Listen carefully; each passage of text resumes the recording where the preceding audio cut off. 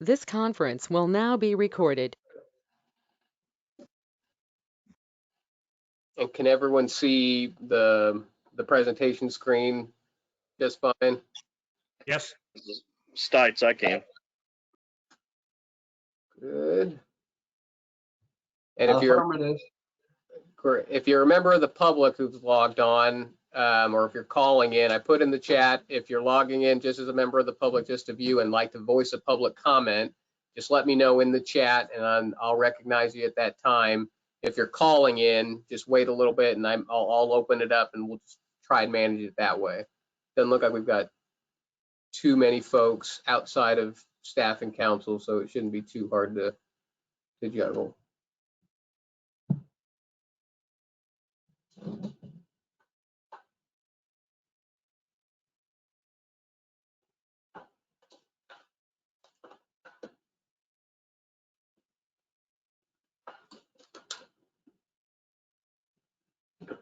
And just another bit of just housekeeping.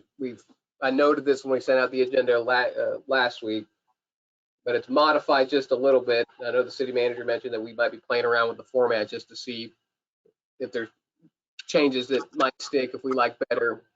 By and large, the mechanics of it all remain the same, but there's just some slight tweaks that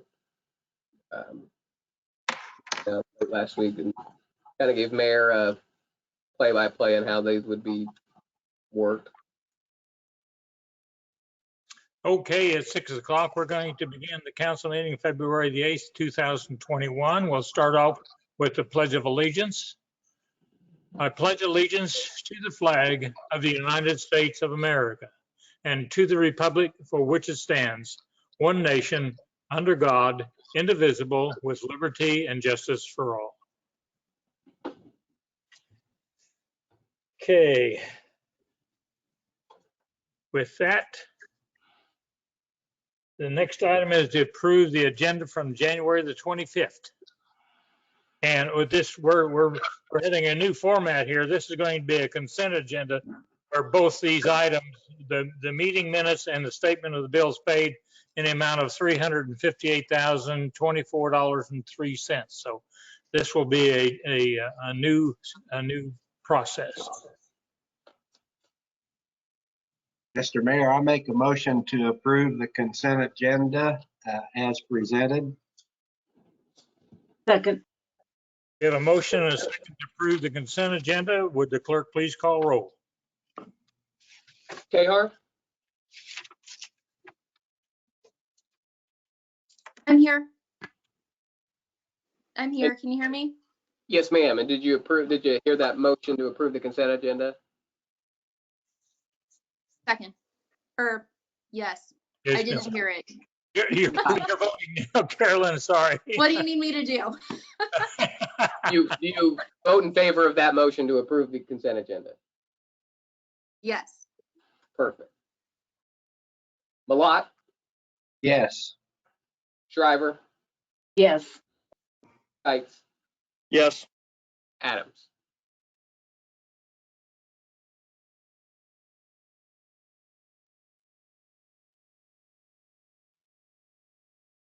You're on mute, Councilmember Adams.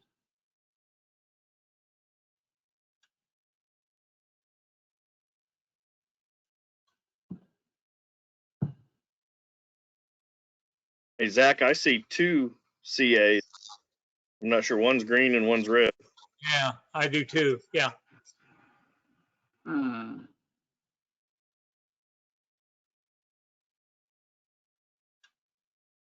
One CA's got a phone and the other's got a mic, and the mic is the other CA is actually city attorney. okay. All right.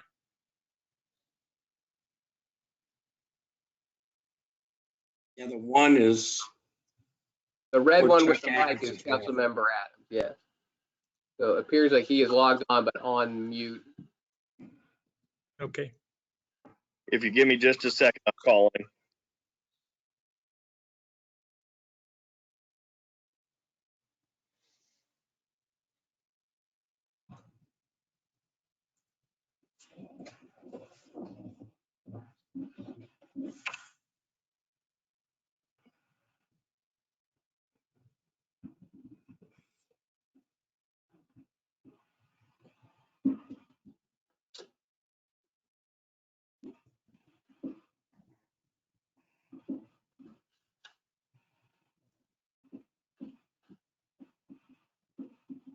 Okay, he's having some technical difficulties, but if it's all right, he did approve the consent agenda, if that works.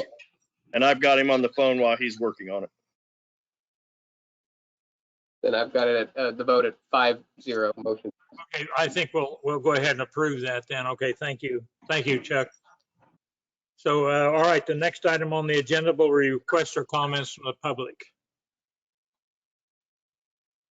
Mr. Mayor, I didn't receive any written requests for comments this time around. I opened it up to the chat and haven't received anything. If there's anybody who's calling in and as a member of the public would like to voice a public comment, There we go. let me know now. And I see Councilmember hopping on. Okay.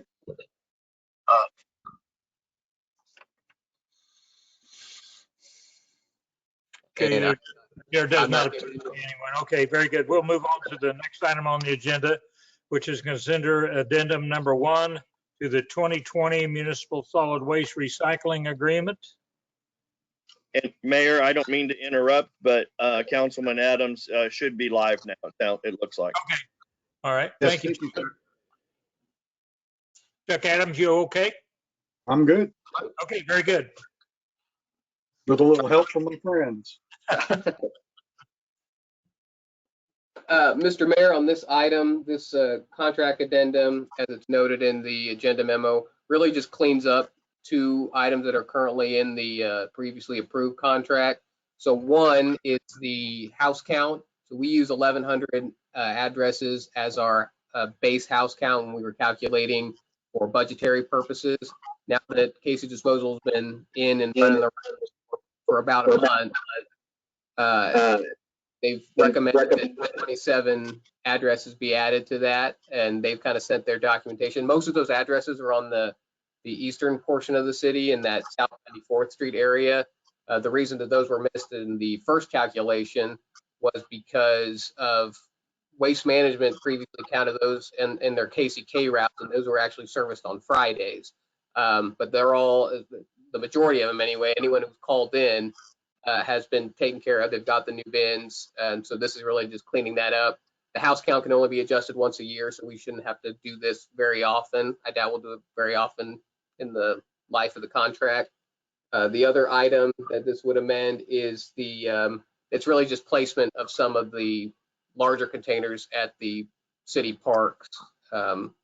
We used to have a 20-yard container over at the gun range, but because use of that is not going to be available, we moved that to the city park, and we're going to build an enclosure around that. That'll be a little bit more helpful for the guys out there when they're getting rid of, what they need to get rid of.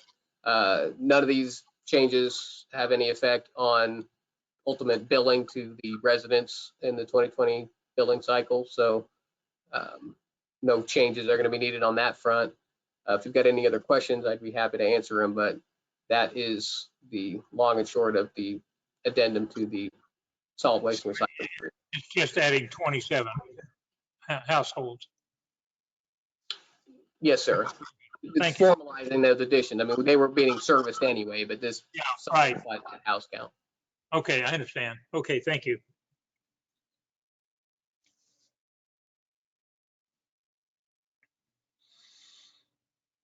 So we need a motion to approve the contract addendum number 1 for municipal solid waste recycling agreement.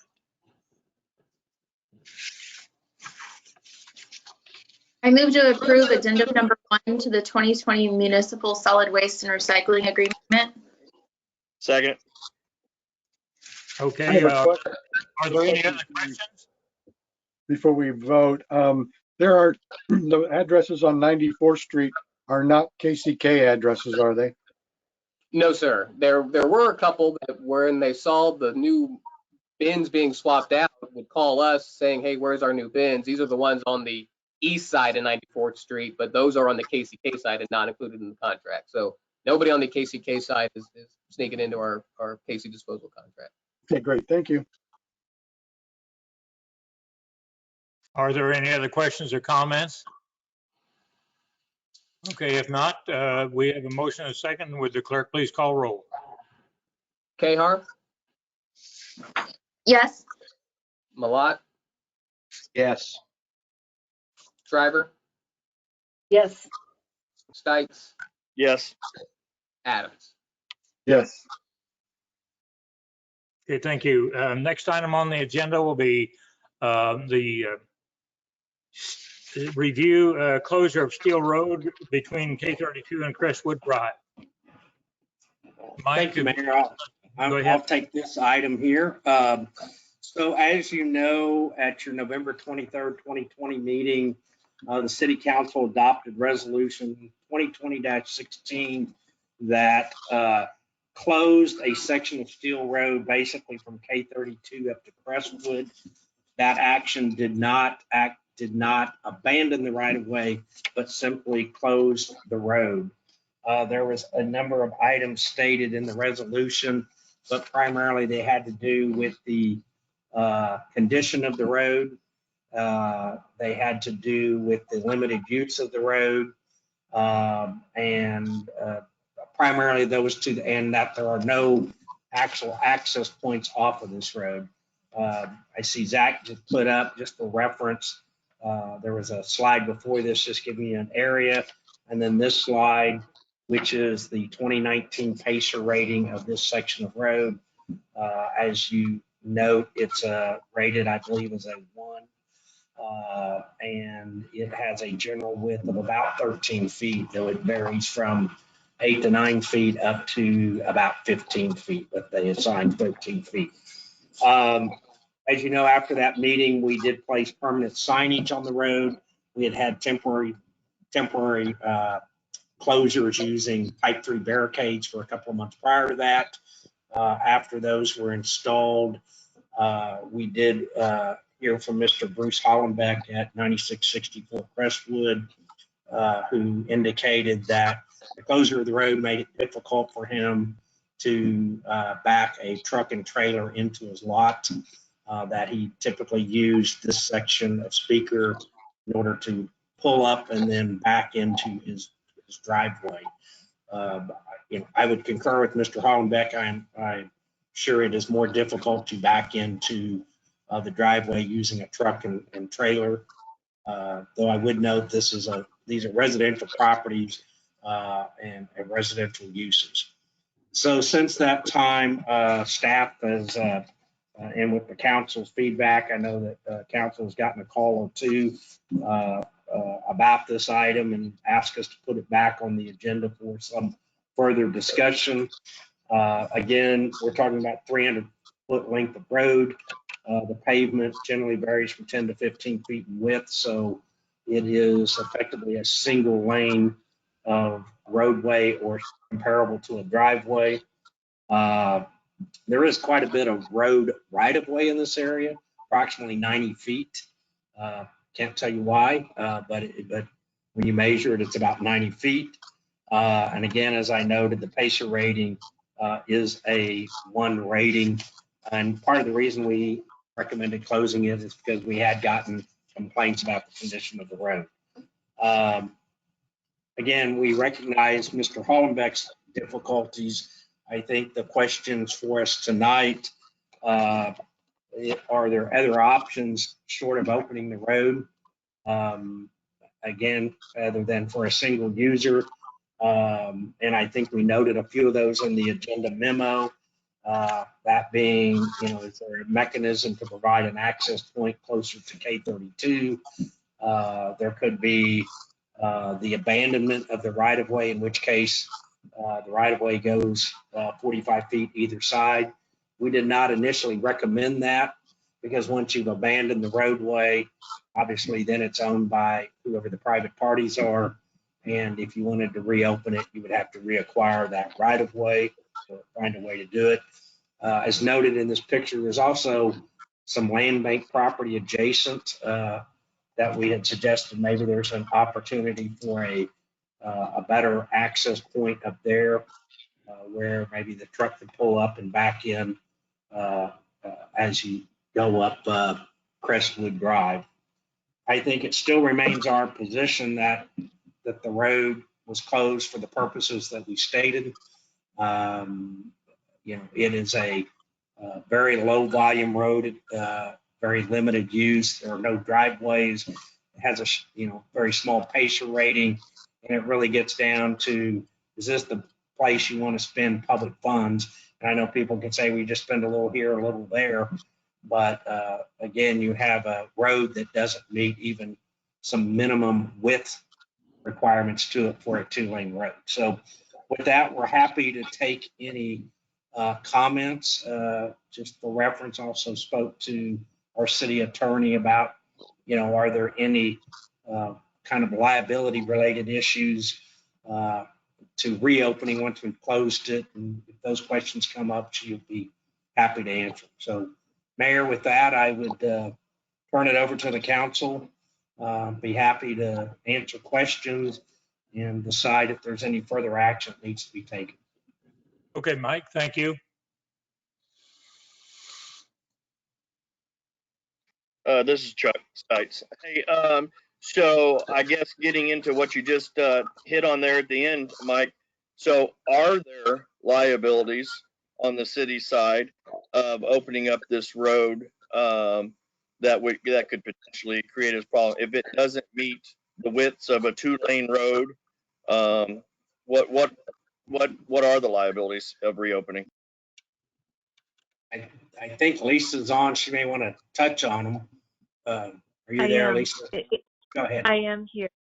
It's really very general at this point. The city's been made aware that, of course, it's not a well-conditioned road, that there have been complaints about it, that it doesn't meet width requirements, and now we know that someone uses it on a regular enough basis that they're going to be out there using it with I don't know how heavy or how big of a truck that they're going to be using. And once we're all made aware of this, if there were to be a problem on that road, our only defense would be, but this one person wanted to use it out of convenience. And while it may be just very generally, of course, you want to do something that's going to help someone in the community with how they use their property. If there is a problem on this road, that's going to be forgotten. And at this point, I think it's difficult to just reopen it now for the purpose of one person's convenience without us looking at other things that we need to do. Okay. I don't know if that answers the question. Yeah, thanks. So were there any, Mike, with discussions with Mr. Hollenbeck, were there any options other than opening the road that would work for him? And I'm going to probably call, I haven't spoken to Mr. Hollenbeck directly. I think Dustin suggested the items that are in the agenda memo. And if I'm, and Dustin could correct me, but I don't think he felt like any of those were options that were acceptable. But I will let Dusty make he's had some direct discussions. So go ahead, Dustin. Yeah, I called him last week sometime, and I can't remember what day that was, but I called and talked to him, and it didn't sound like there were any other options, to say the least, I guess. But it only made sense to reopen the road from his perspective, I guess. So that's about as far as I got in that discussion. So I could give you more. That's it. Thanks. Yeah. Thank you. I drove down there. Oh, I'm sorry, Chuck Stites, were you still? Well, the last thing that I was going to say is, Mike, is there, and I don't know if you guys have looked at it or talked about this option or not, but could access off of that road, could that be somehow he buys that road and it become part of his private property, and that be an access, a turn in to his property that he would be responsible for and maintain, and that's actually, his driveway, or is that an option? Well, yes, I mean, generally speaking, and there would be two ways to achieve that. One would be, again, the abandonment of the right of way. So if we don't really feel this is a road that we as a city would ever feel to be needed as part of our program, then we could go through an abandonment process. There's a few steps to that. And then that road the right of way would basically, the property would go to the adjoining property owners. I can't tell you exactly where the road is in alignment to that center line. It would take some surveying. But of course, he could work with the other adjacent property owners, one of which it kind of shows on this map, but doesn't say it.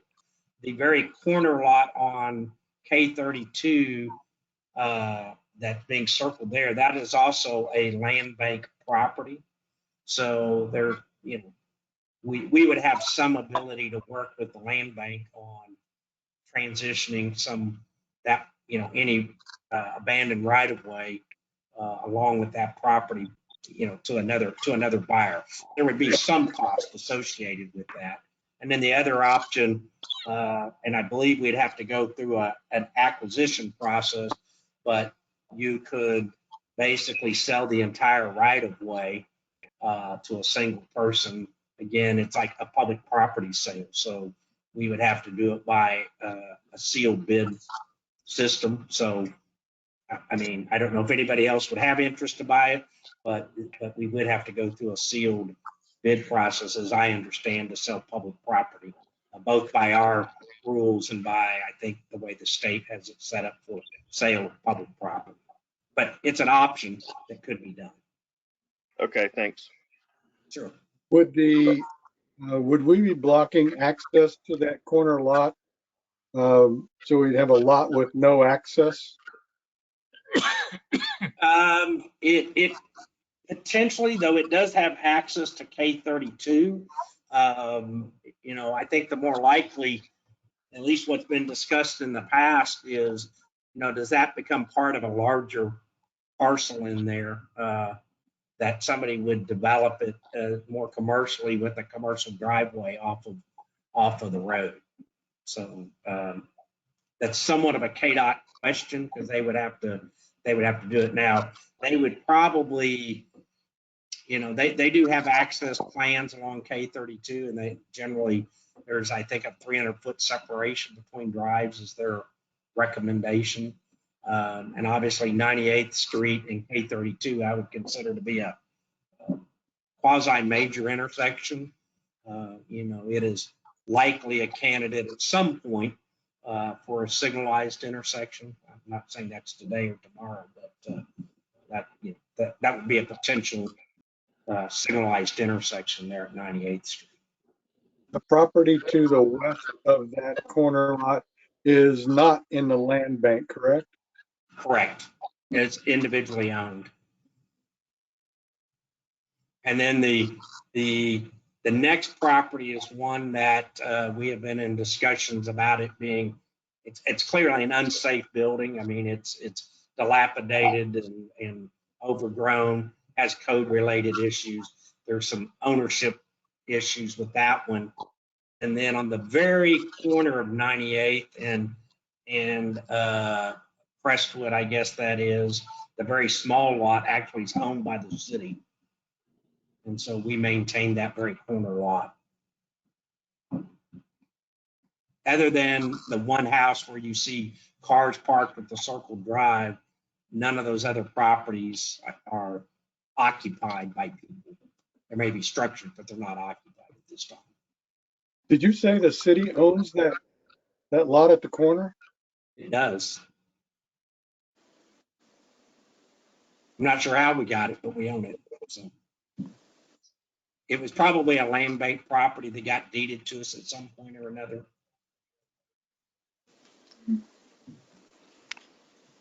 Hey, Mike, just to clarify on the WICO land bank, is that where it's marked here, or is that also the property right between K32 and the closed road? Is that in the land bank as well? Yeah, there's two different properties in the land bank. Okay, and One that's marked and the other one, so. and I'm thinking the other one might be more beneficial for the homeowner to look into. I drove down there today, and which is kind of with the perspective of driving a truck and trailer. And I think to back a trailer into that driveway, it's you have to go from K32 up the closed road to get the right angle on it. Otherwise, you're in a hill or a ditch. And so I think that's probably why the homeowner wasn't open to the other options, because the other ways just give them the access from the Crestwood to K32 and not from K32 up to Crestwood. Understand, yeah. And also, just to note, they're missing a street sign there. There's the post that holds the Crestwood sign, but there's no sign in there to mark the street. We can get that corrected. And I don't know what kind of truck or trailer. I mean, you know, it appears that there was probably a house and then maybe a larger structure got built in front of it. So again, I don't know that we have much historical data. Generally, we probably, we wouldn't permit a driveway like that, somewhat for some of the problems that we are here today. But I'm assuming those driveways have been in that condition for a long, long time. So.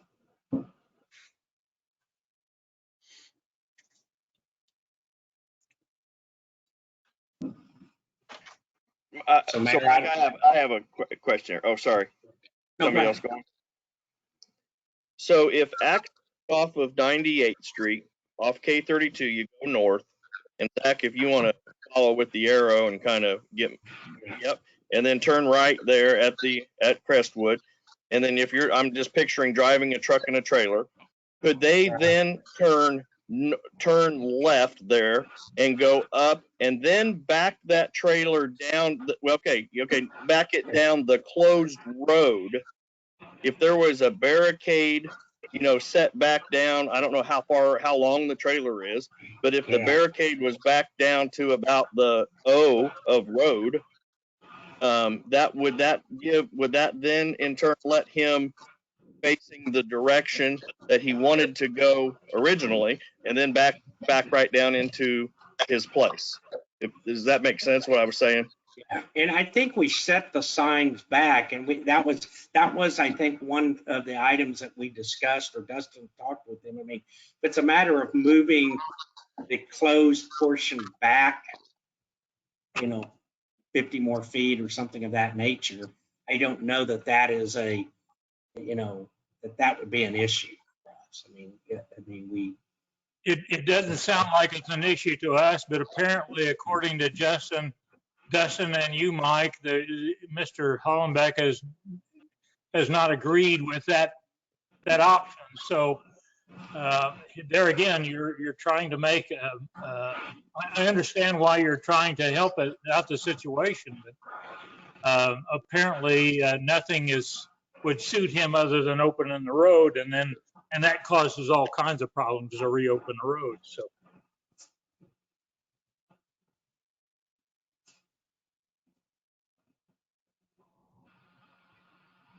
I mean, again, go ahead. I'm sorry, Mr. Adams, go ahead. Do you know what he's presently doing?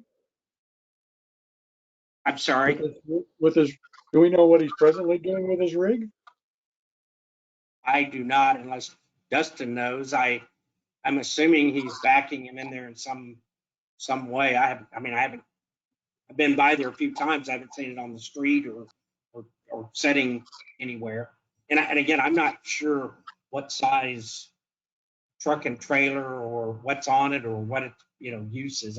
Dustin, do you have any comments on? I think it's like around like a 30-foot dovetail type trailer, like a car trailer, or a gooseneck. I'm not sure exactly. And he has that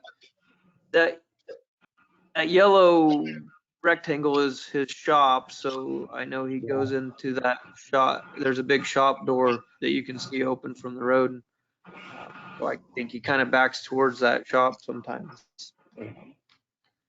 I think my other question would be is how often is this a daily occurrence? Is this once a week? Is it once every 6 months? Or Yeah, I don't, he said he bent his trailer hitch last week trying to back in there, but I'm not sure like how frequently.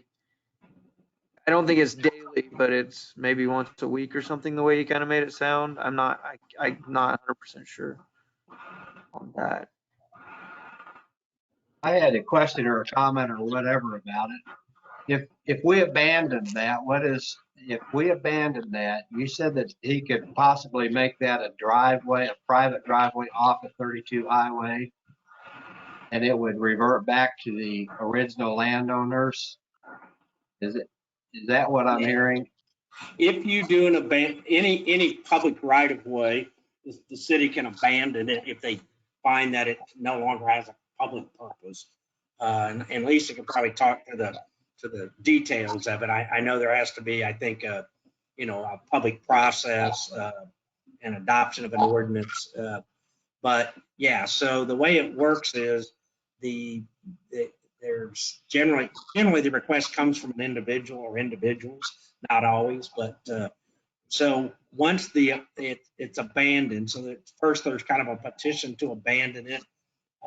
We work with any utilities. We're not certain what utilities may or may not be in there.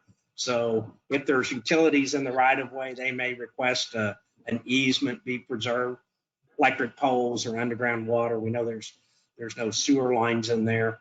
And then through that abandonment, basically a deed's drafted that gives half of it to the one property owner and half to the other adjacent. So it's shared equally among the adjacent property owners. Now, if the adjacent property owners want to have an interaction between themselves to say, hey, I don't really want that extra property for whatever reason, maybe they don't want more to take care of. Obviously, it becomes taxable. It's not significant, but they just don't want that. They can certainly work with each other on that to sell it or transfer it and give it to each other, or however they might want to work that out. But by rights, from what we can do, it goes to the adjacent property. That would also impact ingress egress by KDOT off of 32 highway if it was a private drive, I'm thinking. And the question I was going to have is, anybody investigated, is he running a business out of that building, or what's the purpose, that he needs that for a trailer, like recreation, once a week? How come he's got to do that? I don't understand the big problem with that. If you buy property, if you're on property and you've got a big trailer, you need to have room to move it. And I don't know, the other thing that I would comment on is, what would it cost the city to bring that road up if we did decide to keep? There's so many things. I think we need to do quite a bit of study on what we're trying to decide here. Open for comments. Okay, I'll let Mr. Adams go. I have some concerns about, now that I look at it and I think about it, I've got some concerns about abandoning it, because I would suspect there's going to be challenges with the state, with the egress, with the cut-in off of the highway, because it's presently a cut-in for a public road, where there may be some challenges with the highway department on converting it to a private road. So that's one concern. The other concern is on that corner lot, if there was ever anything done with that in the future, getting a cutout into 32 may be a very long process and very difficult to do. So if anybody did decide to purchase that, or if the city decided to purchase it and put in a community garden or whatever, we would have a limited access or no access if we had abandoned that. So those are my concerns with abandonment. And I think those would be the typical concern. I will say that I did talk to the local KDOT engineer about that, even when we were looking at the closure. And basically, since it's an existing access point, that they would not remove it unless there was really a request to do that, or there was some significant change to the highway. And I think you can look down the road, there's a couple of those that are like that. I think 7th Street's like that, where it goes north from here and it's still existing. So yeah, they don't like driveways on the major roads probably any more than anybody else. I don't know that there's any interest by KDOT, but that's something we could explore. If that right of way was abandoned, would that change their position on the, this access cut? And I think tonight was to try to get some, some feedback. Again, I think, the land bank properties could be a part of the solution. Even with the road piece there, I mean, if it was combined with any abandonment or combined with the property adjacent to it. Quite honestly, I didn't realize that one that's in blue was even a land bank property until I just happened to be looking at who owned what and where the property lines went. So that's the first I've noticed that. So we haven't reached out to them, but again, I mean, I think the fundamental issue is you have a significantly substandard roadway. I mean, it doesn't, we know we have other roads in town that need to be improved. But when you have a road that's so narrow that you can't maintain 2-lane traffic on it, if you're really going to improve it, then you're going to need to widen it, which really means you're probably in a reconstruction. Now, could you go out there and patch a few potholes and throw some asphalt in it? Certainly, but you still then have a grade 1 or a Pacer 1 rated road, and you haven't done anything to deal with the width type issues. And so do you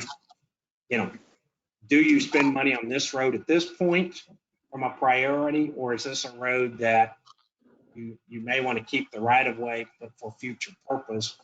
But then I would ask, what's the purpose of that right of way? I mean, what's, the properties that are along Crestwood all have access to it.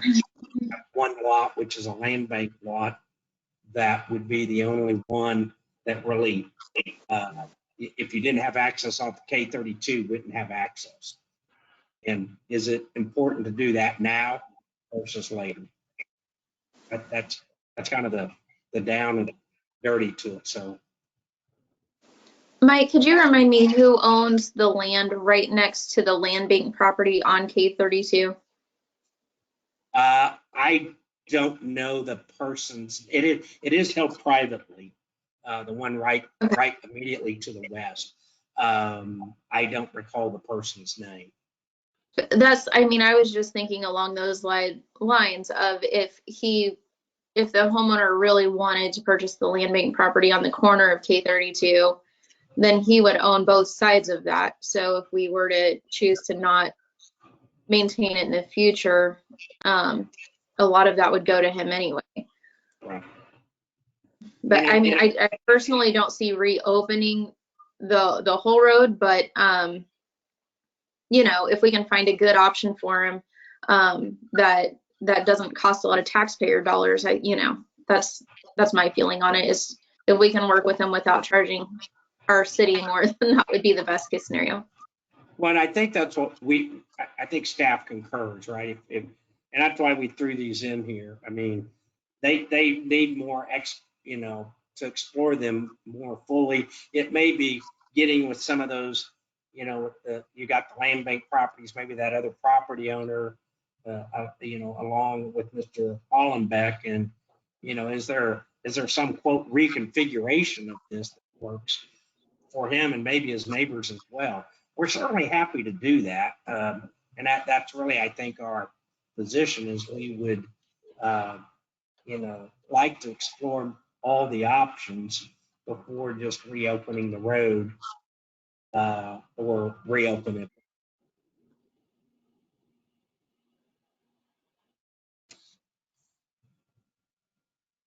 And I see Zach just posted on the chat that I'm gonna say Maniac Shear is the property owner of record on the property west of the land bank property.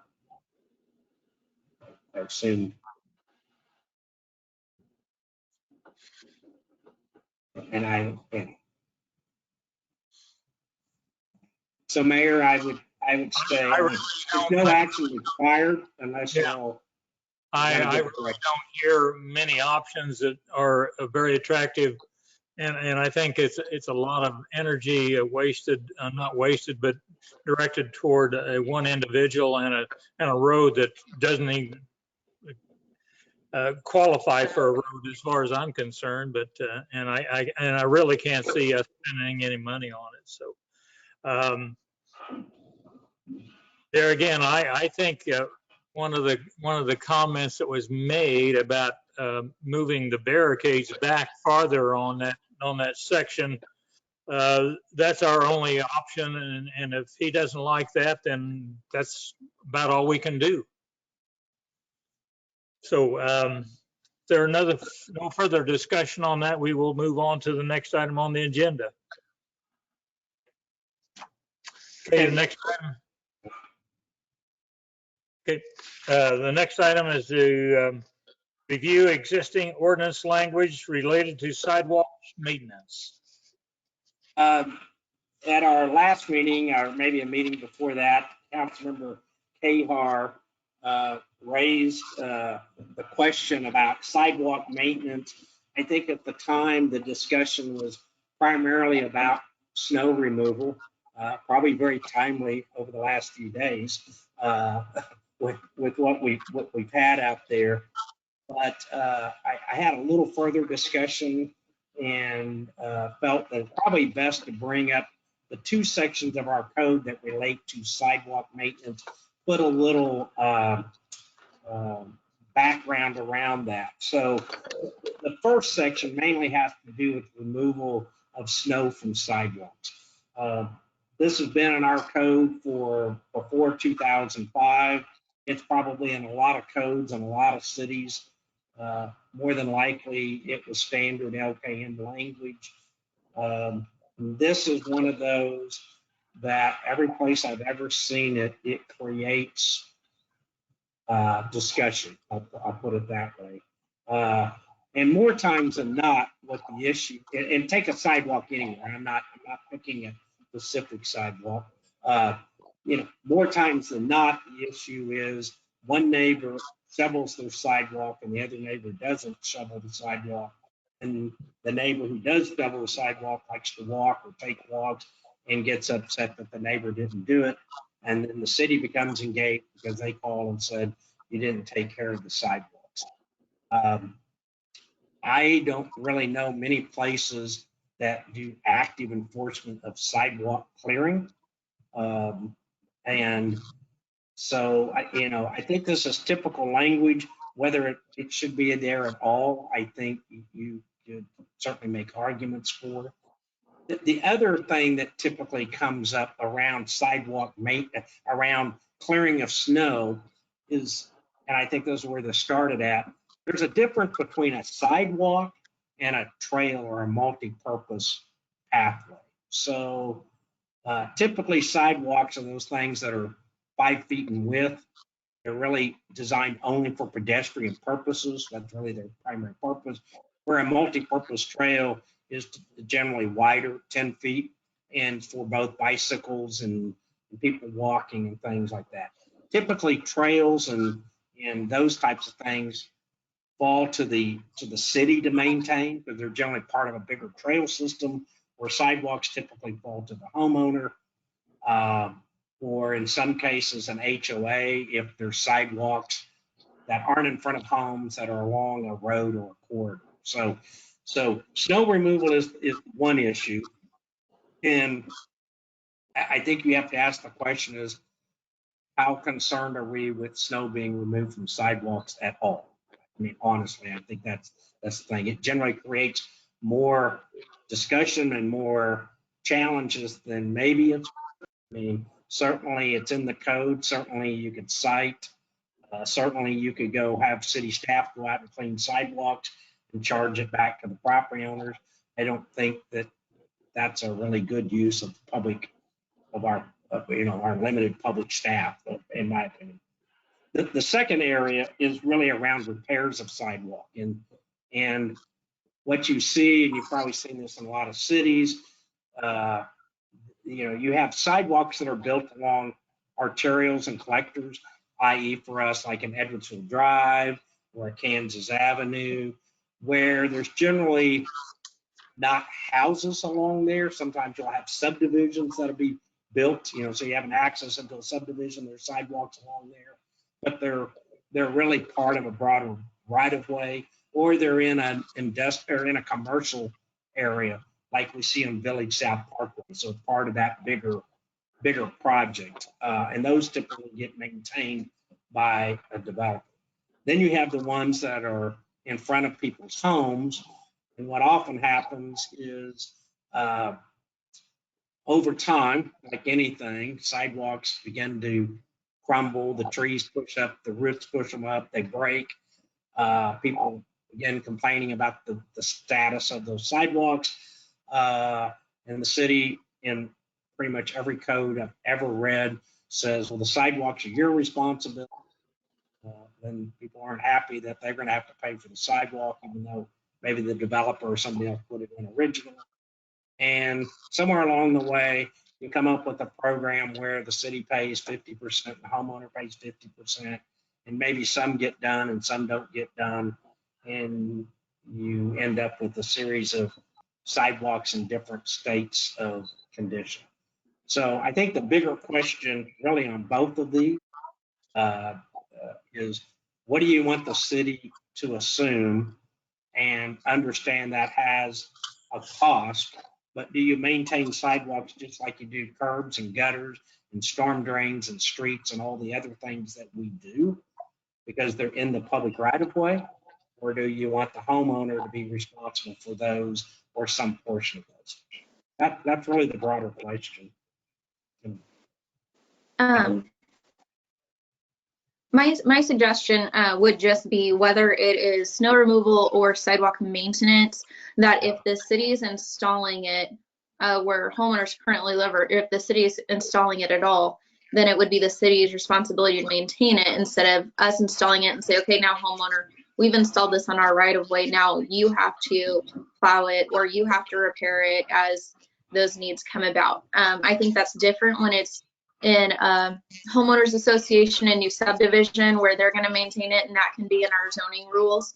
But if the city's putting it in, I just feel like it's unkind is probably the wrong word, but not the best way to treat our citizens, to say we're going to install this sidewalk or trail or whatever it is, and now it's your financial and manual responsibility.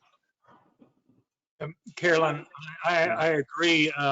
The circumstances we have of the sidewalks that we've installed in the last several years have not been really, in my opinion, part of the property owner's responsibility. So I don't know why we would concern ourselves now with trying to deal with the homeowners to clear a little path of sidewalk. I think it really behooves us to assume the responsibility, and the new upcoming one is another good example because it's going to be fairly long. So I just don't see us needing to have to put the burden for sidewalk maintenance in all kinds on the landowners. I completely agree. And that's why I think that it would be a good idea for us to go ahead and make some changes to our ordinance so that reflects how our city feels about it. Is there any way you can require business owners that are serving the public in a retail capacity to do that? Like the bank, the 4th Street Cafe, the post office, and so forth, because sometimes it gets pretty bad down there in that corner where you could just exclude the homeowners from it. I think I think you hit, Mr. Malott, some of the challenges that you get into sometimes if I say that we're going to maintain all sidewalks and collector and arterial streets, and say 4th Street is a collector street, and you have sidewalks, whether it's the businesses there or the home, we're about to improve 4th Street. We're going to replace those sidewalks or sidewalks there for the most part. Generally, who takes care of that going forward? We can work on some things, but I think you hit the very challenge of where's that line at as it relates to who will be ultimately responsible on those. Because our code, our actual zoning ordinance generally states that you have to build sidewalks as it relates to any new business or business enterprise, even in the commercial, in the industrial district. What we've done is we've typically have done through the site plan waive that condition. Now, I'll tell you what we did in one community, which I think might be a fair way to do it here, is the commercial people always say, why do I put the sidewalk in front of my building? Because then there's no sidewalk on either side of me. And then later on, you get another one and you get kind of this sporadic sidewalks. One community we did is we basically said to those development people, in lieu of putting in the sidewalk, you'll contribute to basically a sidewalk construction fund, so that you could go in the city could go in at one time at some point when it made sense and build a sidewalk, for example, from 4th Street to, where the Dollar General's at or something like that. And we could have made Dollar General put in a sidewalk. It didn't fix the problem of how do you get to the sidewalk, from point A to point B. So that may be an option to look at as well. From a developer standpoint, it probably paying into a fund is easier and cheaper in most cases than building a sidewalk that doesn't have much service to it. We still have the maintenance issue of who's going to maintain that as it relates to whether it's the snow removal or the surface maintenance. If it breaks, if it settles, who's going to take care of that? Those are the challenges.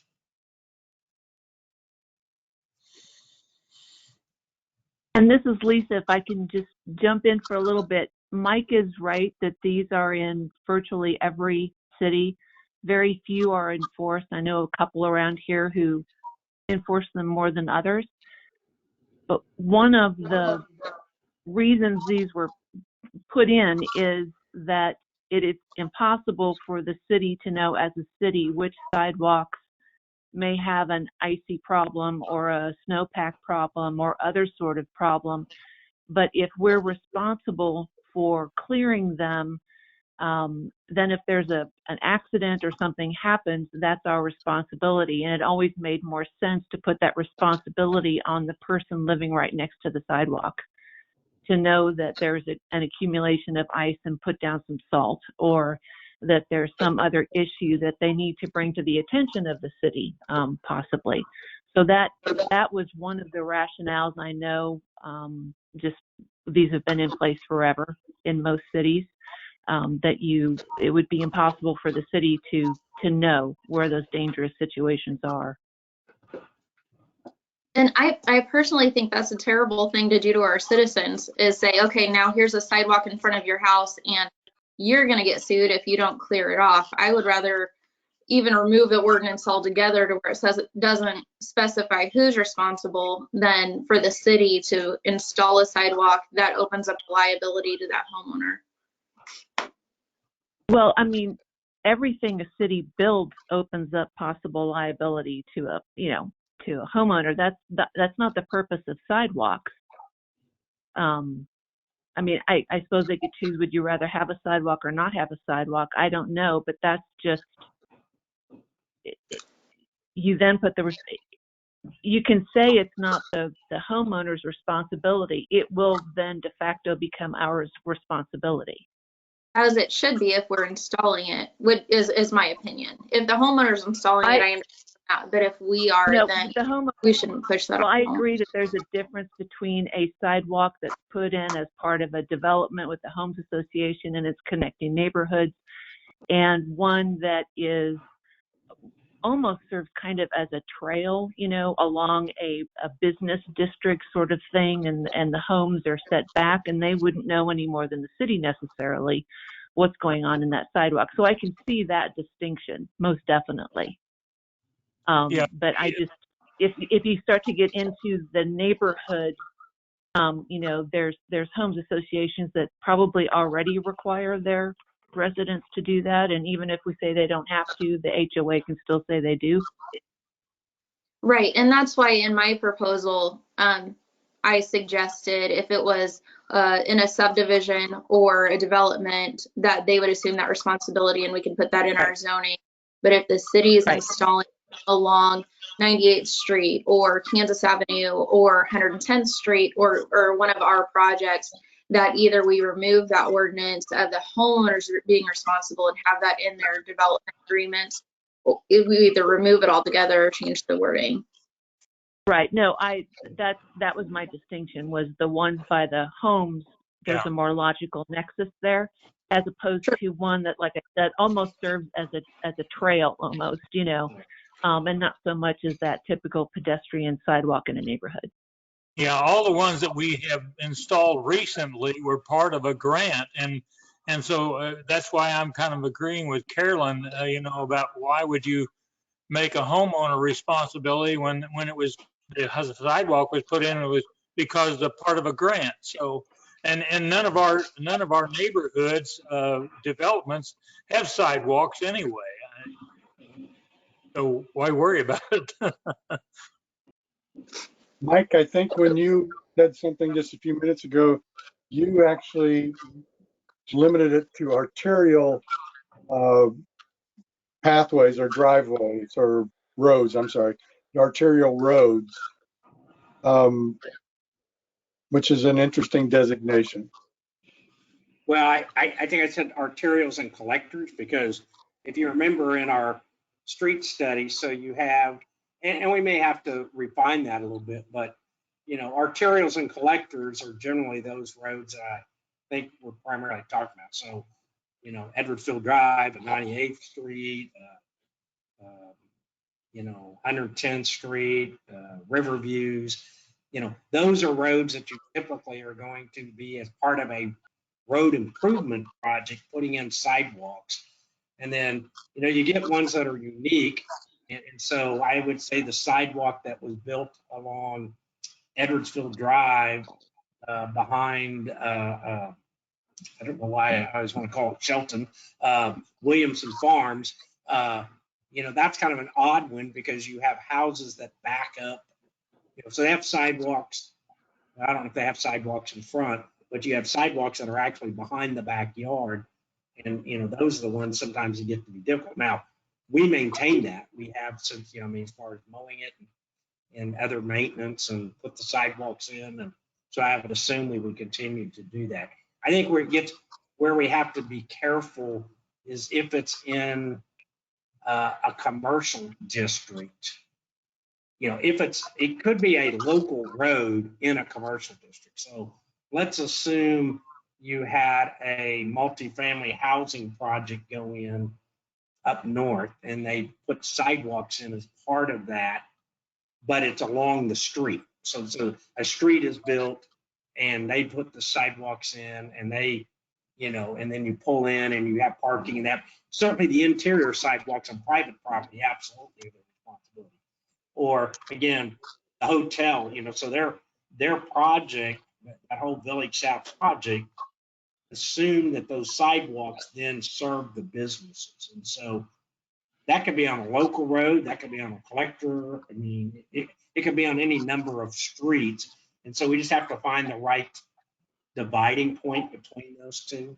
So again, if I look at 110th Street in Village South Parkway, there's sidewalks on 110th Street that then would serve Village South Parkway.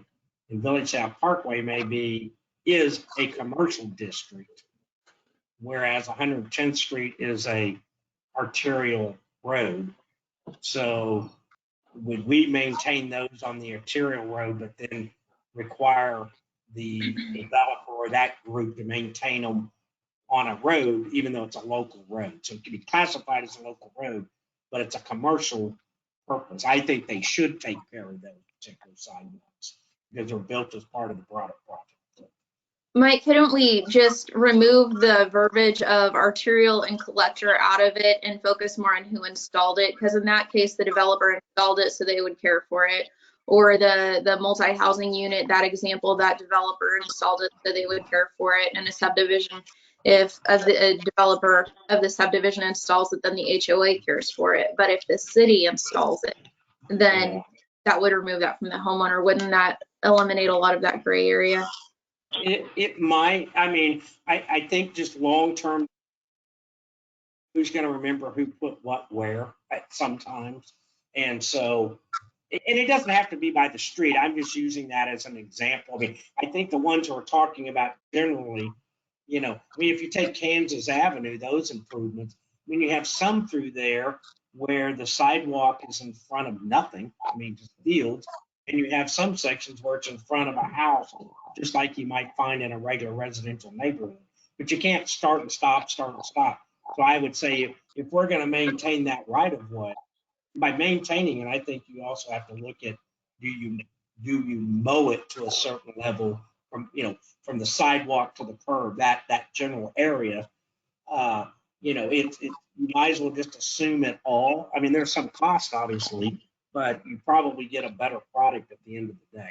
I think we can look at it. I wanted to bring it up. You know, again, and the city attorney may disagree with me a little bit, but kind of what her comments is. I mean, the problem with the snow removal ordinances, at least in my experiences, it becomes very difficult. I mean, you can go out there and say, you know, 24 hours later, we come out and your sidewalk isn't, you know, cleared to whatever level that means, and start issuing citations. But that generally does not have a very good outcome. And it just creates more animosities than it does fixing the problem, when you know at some point Mother Nature will resolve the problem. Now, if it's a, you know, we've talked about it. So our trail, right, that we have in place, we don't plow that trail, but people use it. I don't know what that does to us from a liability. I'll probably ask the city attorney offline for that. But we've talked about, and some cities do this, you know, your streets are done and everything, and a day later or so, you want to go through and clear off that trail. Just again, as somewhat of a public service, try to make, you know, improve the safety of that, and you use something like a, you know, a four-wheeler or something like that to clear them. You're not going to drive a plow truck down them.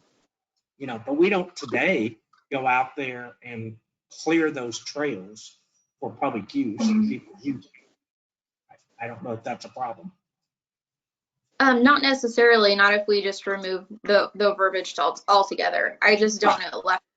So I would be fine with removing it where it doesn't say, it doesn't really specify who's caring for it. But what my main concern is, and in the example along Kansas Avenue, so it doesn't really matter how far back a house sits or if there's no house. If the city installed it, then we shouldn't be requiring in our ordinances for the homeowners to then take on that responsibility financially or otherwise. And so whether we're moving, or whether we're getting rid of the ordinance or amending it, I think either way would work. I'm not, that would be a council decision and a management decision. And if you want to clear them and take on that responsibility, my main concern is just taking that away from the homeowner if it's the city that's installed the sidewalk.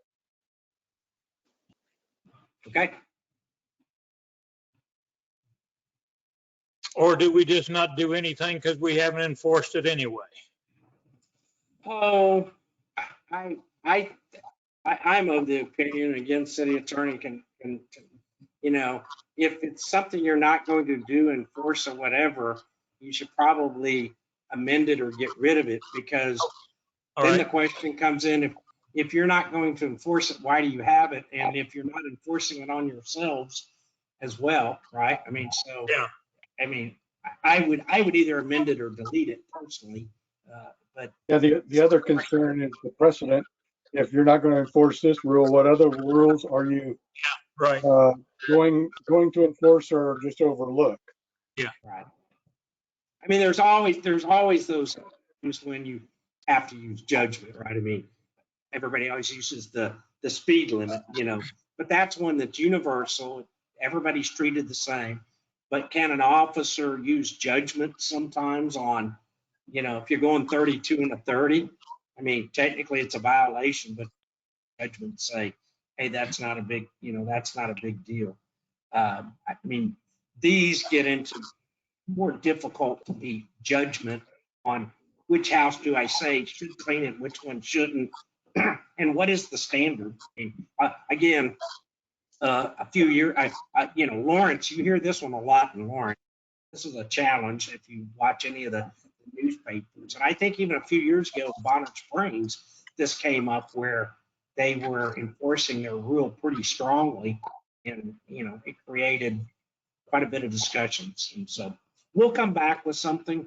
Okay, Mike, we wanted to respond. Yeah, Mike, what I'm going to say is that you work with Lisa, the city attorney, and come back with a recommendation to amend or delete. How's that? That'll work. Okay, very good. All right, then let's move on to the next item, was consider authorizing a 1.4% cost of living adjustment, COLA, and other adjustments in the pay plan. Thank you, Mayor and members of the council. I know you received a lot of information, and I'm not going to try to go through all of that presentation because you have the information. But the primary purpose that I'm coming before you is a cost of living adjustment for 2021. As you may recall, we did place in our budget slightly about $45,500 for a COLA adjustment. We originally were thinking of doing that mid-year at about 1.5%. I think there was a comment, and he can correct me if I'm wrong. I think Mr. Stites had asked at one point, you know, why delay it versus just, you know, doing it relative to the dollars. And so I felt it was probably the appropriate time to bring this back to you. If we're going to incorporate it, we're already, you know, 2 pay periods in to the year. So if we're going to do it, we're not doing retroactive it, but put it in. You know, I've come before y'all a number of times. I think, you know, in summary, what we know is generally at the bottom of our ranges, we're good. And as we move up the ranges, it becomes more difficult. When we put the plan in back in 2011, it assumed we would make annual adjustments, COLA adjustments. We typically have not done that. Actually, as far as COLA adjustments, in 2016, we did a hybrid for our non-exempt employees. We did the steps, and which was 3%, and the salary people, we did a COLA adjustment, but they got no step. So they would have gotten more by being on a step than a COLA. And then we did a COLA mid-year in 2018. Those have been, 2018. Over the past 5-6 years, the CPI has ranged slightly, right around 2%. It dropped a little bit in 2020 to the 1.4, which is our recommendation. I'm certainly happy to discuss the COLA. I think it is reasonable. It's within the budget. It won't change any of the numbers there.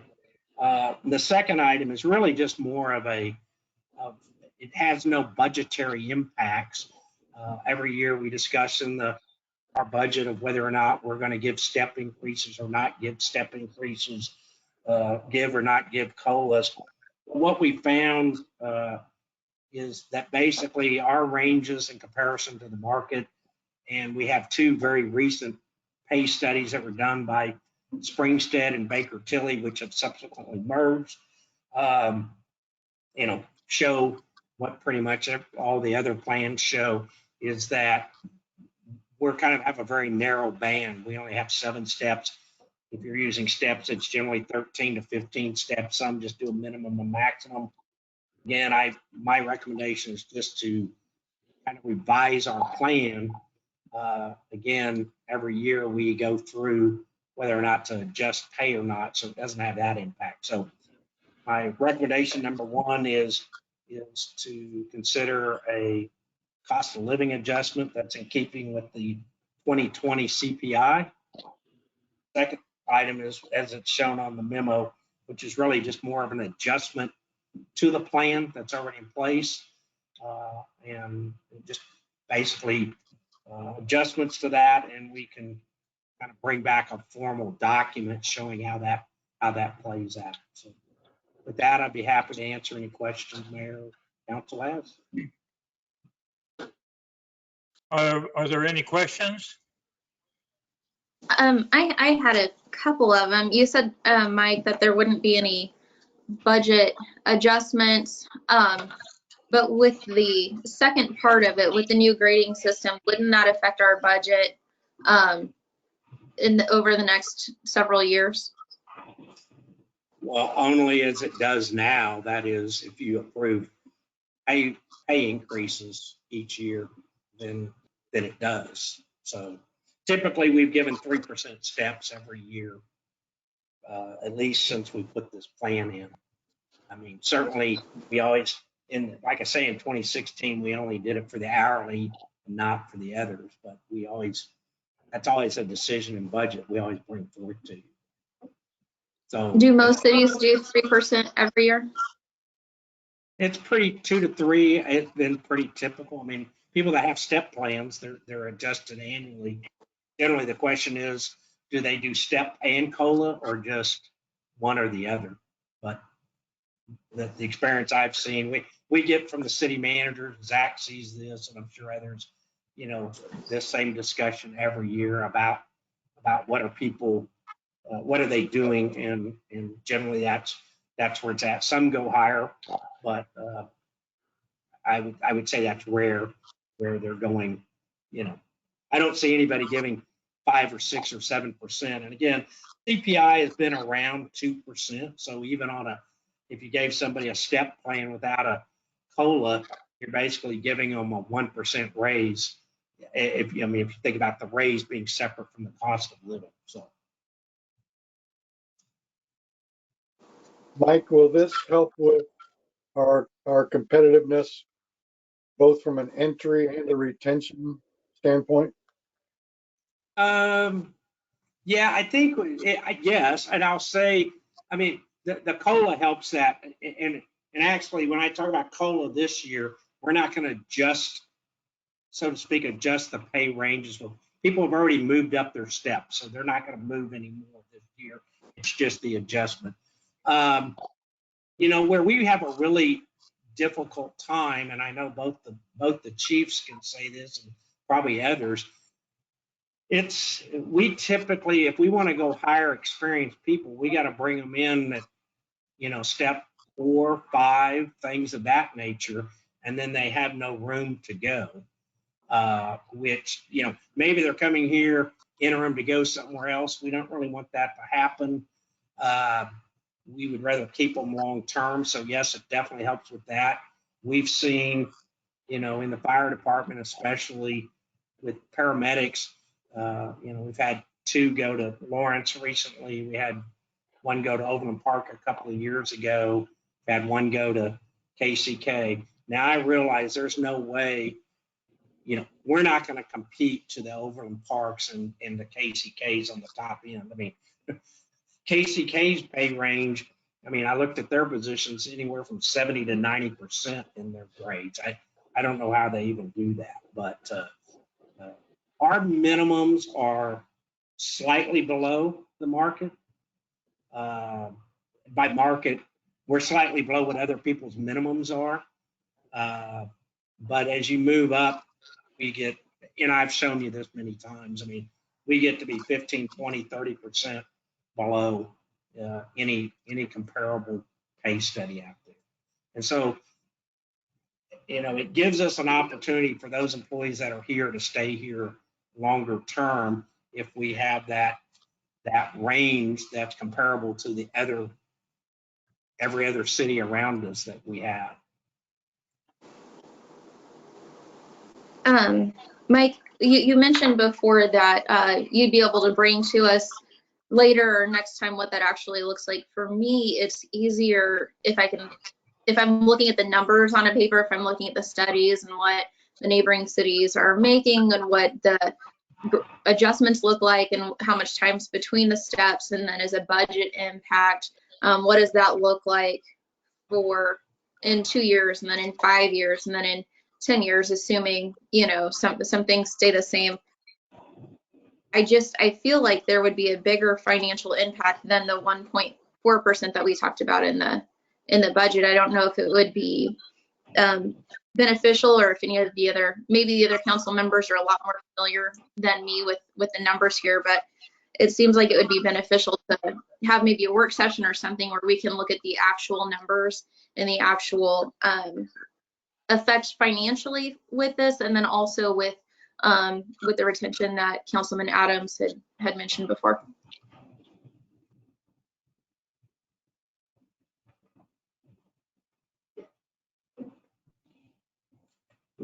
Go ahead, Mayor. I'm not quite sure I understand what Carolyn's getting with, because when we do the budget, we're not doing the budget right now. When we do the budget, we get that information. Well, and I think tonight there's really, Since I don't know that we need to have all that data to authorize a 1.4 COLA raise. that's the primary issue here, is the 1.4% COLA raise based on the CPI. The other part, what I'm saying is, I can bring you a pay plan based on our existing pay plan, and that doesn't move people. Generally we're not trying to move people around, but show you the pay plan and what the steps and grades look like. So here's a grade A, here it is over 13 steps, here it is grade C. One of the problems we have, and I note that in here, we have a whole lot of grades with no people, no purpose. I mean, they're there, and we don't have that many employees, and so we probably never use them. So I'm going to say it's 95% just cleanup of the plan predominantly. This is Stike. It seems to me that and maybe it's not as frequent as I'm thinking in my head, but it just seems like we're always saying the same things about these steps and getting in line and in check. I agree with Councilman Kahar on it. It is easier for me to see it visually on what that impact is, and from top to bottom, and making sure that we are applying the money in the right area. I would like to see, of course it's just me, but I would like to see us have a work session regarding this, and so I can get a really good grasp of where we're all at on this, and get a better feeling for that. And Councilman Stites, I would concur. My goal here is so we don't have to, quite honestly, keep having these discussions and trying to kind of jigsaw puzzle this together, where we can have a plan that's long-term, and we don't have to keep, we have a plan, it's a work plan, it can last the ages, instead of every year trying to figure out, add one. We went from 5 steps, and then we did 7 steps for the non-exempt, and then we added 7 steps for the exempt, and then we moved people from grade A to B, but made B the A. I mean, we keep trying to do little things instead of doing a broad plan that's the plan piece. I still believe that the cost of living adjustment is really a separate matter in the sense of we haven't done a cost of living adjustment since 2018. Yeah, And that's the way I interpreted this. This is separate from what Stites and KR are talking about. So I think we need to stay focused on this particular item and then request, Mike, you to put together a work session to deal with the whole issue of pay steps and how we do the adjustments. So, if we could stay focused on this particular item and then deal with the other one later. So. I think my confusion, Mayor, is just that it's in the same thing on the agenda where we're being asked to authorize the COLA and the adjustment to the pay plan. And so my confusion is the adjustment to the pay plan, but. Yes, but this COLA was already in the budget. So we're not rebudgeting anything. We're just authorizing to use that money that was in the budget to give the COLA increases. So. Right. And I do want to remind everyone when we discussed the budget, as many budget items were, this was one where they said, well, we're not approving this right now. We're just putting it in the budget and then we'll vote on it later. And then I feel like when things come up later, it's already in the budget, so we're not really discussing it now. And so I think that's a little bit of a confusion point for me is when it's brought up at budget, we're just putting this in here to vote on it later. But my understanding is that the second part of that, the adjustment to the pay plan, while it doesn't affect our budget this year, would affect our budget next year and all the subsequent years following.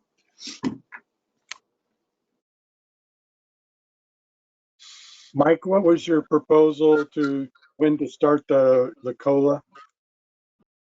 Well, originally we based it, we were assuming 1.5% mid-year was kind of where we were trying to put dollars together, not knowing what it was going to be. But the 1.4 is the annual basis, and actually the dollar amounts are a little less because again, we're not going to go retro. We're not going backwards to first of the year. Going to then that's as I remembered it, as if you're thinking about a mid-year. So we do have time to workshop this and get our arms completely around it before any action is really needed. Is that correct? Yes. I mean, from an employee-employer relations kind of scenario, I think that's why we were trying to go ahead and do this here at the first of the year generally, even though we know it's not, day one in the deal. So, and I'd have to concur with Councilman KR. We put it in the budget with some future discussion of it. So the dollars are in the budget. Partly it's, it's always the challenge of where's our budget going to fall out? How's the year going to turn out? I think if you saw the financials, our year-end balance is in line with what we thought it would be. The overall, our overall budget to actual and general fund is, 1.4% difference. It just happens to be the same. It's a very, I think our troops did a great job in a very difficult year to, keep us on budget, do the hard work, did a lot of things. I feel like this, while it's a cost of living adjustment, I think it does recognize those efforts on that piece of it. And again, the pay plan issues are more about, so we don't have to keep coming back and having the discussions every year of trying to tweak it to address the market. And so they're really, I put them back here together because I wanted to bring it forth. But I think, in my opinion, my recommendation would be to support the COLA adjustment now, because otherwise you're going to be farther behind on the COLA. So you'd have to reevaluate maybe something different mid-year and come back in the work session and talk through all these plan related issues where we can spend time on those. That's my recommendation. So your recommendation Mike, is could go ahead and approve the 1.4 now and then defer the adjustment conversation until later. Is that correct? Yes, sir. Okay, thank you. Carolyn had a question. Yeah, Karen, go ahead. sorry, I'm trying to keep everything in line. Did you say that the budget for the COLA was budgeted out to start the beginning of the year or the middle of the year? It was, we actually put money, we kind of put aside that $45,000 somewhat thinking it would be COLA as well as potential pay changes. We thought we would have people potentially below the minimums, but from what I'm seeing relative to our minimums, I mean, we may be 2 or 3% below a minimum or 2 or 3% above the minimum. So step one, the minimum, whatever you want to call it. But I don't see that that is a challenge. It's going to be farther out. When you got people that have been here 8, 10 years is where our biggest challenge is. And so we put some money in there thinking we might have to do both. For this year, I don't see that as being an issue. I mean, the COLA is less than we, thought in general, and we're not going to really do those other adjustments to the pay plan because we don't have people. We're moving from the minimum. We from time to time have to bring, somebody leaves, it's at step 5 and we bring a new one in at 3, and sometimes you have to bring somebody in higher. I mean, that happens every year. I mean, the plan is a plan. It's not the actual. So from a budget, dollars, I don't see us being in a issue where we're going to we're not going to move half the workforce to some new pay grades and pay steps and, those things to try to get to the market. So to me, Mike, the COLA is the issue. Mike, the question is, if we authorize a 1.4 COLA adjustment starting February 1st or pick a date, is it going to exceed the budgeted amount that was set in, that was figured into the budget? No. It will not I make a motion that we authorize the 1.4 COLA adjustment to start February 1st, and that we have, I guess that's the end of the motion. Second. Who seconded that? Garrett. Okay, Garrett. Okay, very good. So with the motion on the floor is to approve the 1.4% COLA adjustment As of February 1st. as of February 1st. Thank you. Okay, are there any further questions or comments? Just to clarify, that separating out the adjustment to the pay plan to be discussed later, is that correct? Yes, that's correct. Okay, would the clerk please call roll? KR, Yes. Okay. Malat, Yes. Driver, Yes.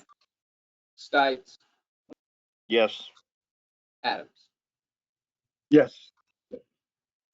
And then to finish my thought is I would recommend a workshop in the very near future so we can start wrapping our arms around the adjustments in the pay plan. Absolutely. What I like about that is that it precedes getting into this issue during the budget time. So we've already got this behind us. So Chuck, that's what I thank you very much. So Mayor, if I may, I think Mr. Malat has a point. So I agree on having the study on the pay plan in the future because I think we're competing with a lot of other cities to keep our employees here.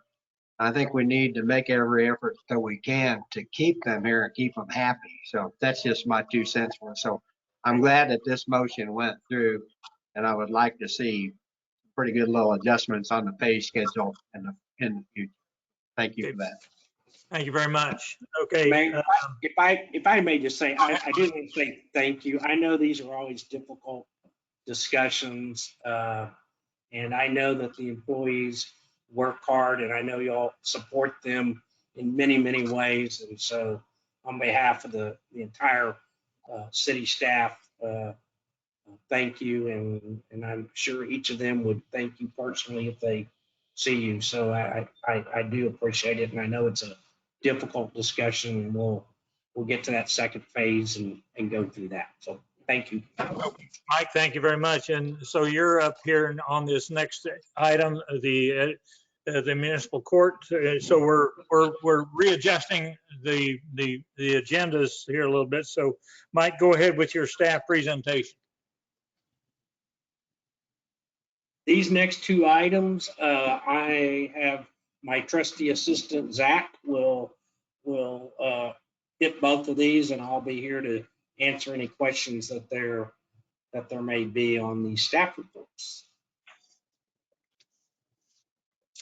Sir, thank you, Mr. City Manager. The staff presentation piece of this is going to cover two areas. First one being the Edwardsville Municipal Court Community Service Program, to just fill everybody in on the background of that program, how it's panned out so far, what our strategies are going to be to increase participation into it, and then kind of dig a little bit more into the right-of-way maintenance piece of it, which is on the same track. It's adjacent to this larger conversation, and not inextricably linked to the community service program, but they certainly have run parallel. To catch everyone up on the program background, so it was initiated in the summer of 2020 after we kind of kicked it around at the council level in that spring. The purpose of it, primarily at that time, was to offer defendants, a way to pay back municipal court if traditional payment wasn't an option. So this was at the early stages of the pandemic. We were in a lot of kind of economic uncertainty, and it was kind of done as a way to try to figure out a way to help the, I'll call them the attendees to our court, settle their what's due to the city as far as fines and fees go, if they had some kind of economic troubles associated outside of their control. Side benefit to that it may provide some additional maintenance to the city's rights of way in terms of litter control, mowing, kind of that low skill. You don't need to know how to run a lot of different kinds of equipment to do it. So it was really kind of couched as a win-win from that perspective. So how it works is an individual is convicted of a traffic violation or a nonviolent crime, and then the court has the opportunity to, would offer the opportunity for community service if it's deemed appropriate. So this kind of puts the onus on the judge and the prosecutor to identify people in the court system who A, may be a good fit for this program, and B, may not be in a position to pay the traditional fees through normal monetary transactions. The individual would be identified by the court, would agree to participate, sign the necessary waivers drafted by our legal, and given contact information for the community service officer to coordinate those work dates. The work dates and the sites would be arranged between the individual and then the CSO. The CSO would have some level of supervision over the work, but that usually doesn't include being on site for the duration of the work. The idea would be there would be some threshold established as to here's what you need to accomplish, and the CSO would be able to verify if you're able to hit that threshold or not. The monetary value as far as per hour was set at $10, and in between now and then we've had some discussions at the court level about that amount, and it's at this point it's still set at $10, but that's maybe something we revisit in the future as this program moves on. So since its inception, there's only been 9 court dockets since we've put this program through, and only 2 individuals have pursued this as an option. And out of these 2, only 1 actually scheduled work through the city. And how we want to encourage more participation in it. So I mentioned that to this point, we've kind of left it to the judge and the prosecutor to identify these individuals as being a good fit for the program. Moving forward, we're going to kind of take a more proactive approach to this and kind of give this information, be very front-facing with this information about the program for the defendant so they're aware of it as an option. So at least in the short term, what that's going to include is we've developed a informational brochure for the program that is going to be distributed over to our municipal court clerk, and we'll have those out. She'll be able to communicate information to that, give it to them, easily referenceable with numbers and all the details that someone would need if it's something that they want to pursue. And then we're also going to be including it. We've been doing more remote court services as a way to kind of limit capacity levels inside the courtroom. As part of that, we've developed an online check-in form. Part of that check-in form has a box in there specifically asking if you are interested in receiving more information about the community service program. And so that way people can, let staff know that this is something that they're interested in, so we have some ability to connect those dots that way. So that's one strategy we're going to be using in the short term to try and drive up participation in the program, which so far has not really been as widely used as we had thought it might be or initially wanted it to be. So some of the barriers to the participation would be, the parts of our city code doesn't explicitly state and detail community service within its sentencing guidelines. So to this point, it's not been the judge sentences you to community service. It's been presented as an opportunity for someone to take advantage of if they're deemed eligible and they're physically able to do that work. But it's not been the judge saying, I am sentencing individual A to community service along, right-of-way sections A, B, and C within the city of Edwardsville. But the sentencing protocols are really at the discretion of the municipal court judge, who's a position appointed by the mayor. Another barrier to participate, we can get into some of these demographics in later slides, but the defendant's ability and or willingness to participate. So I noted that it's a volunteer program. It's not a sentencing structure that someone would be mandated to do. Some of the defendants who would be eligible for this have license issues. If they're a repeat offender in our traffic court, then they might not have the ability to drive out to Edwardsville to do some of these community service opportunities, which would pay down their fine, but logistic barriers to that may be greater than what they're willing to put forth. So Chief of Thieves was able to provide some of this defendant data. So this information actually goes back from 2008 to 2021. So as recently as some of the court dates we've had so far. So out of that time, we've had about 43,000 total defendants. About 60% of them come from within the Wyandotte County system. Now, not all of these folks are going to be eligible for the program. And then the other 40% kind of come from outside the metro, out of state, things like that. When you shrink it down to 2020 to 2021, those metrics largely bear out. We're still at about 60% of folks that are in and out of our court from Wyandotte County. And really the big majority of them would be eligible for this if this was something that they wanted to pursue to pay down their fines. So from a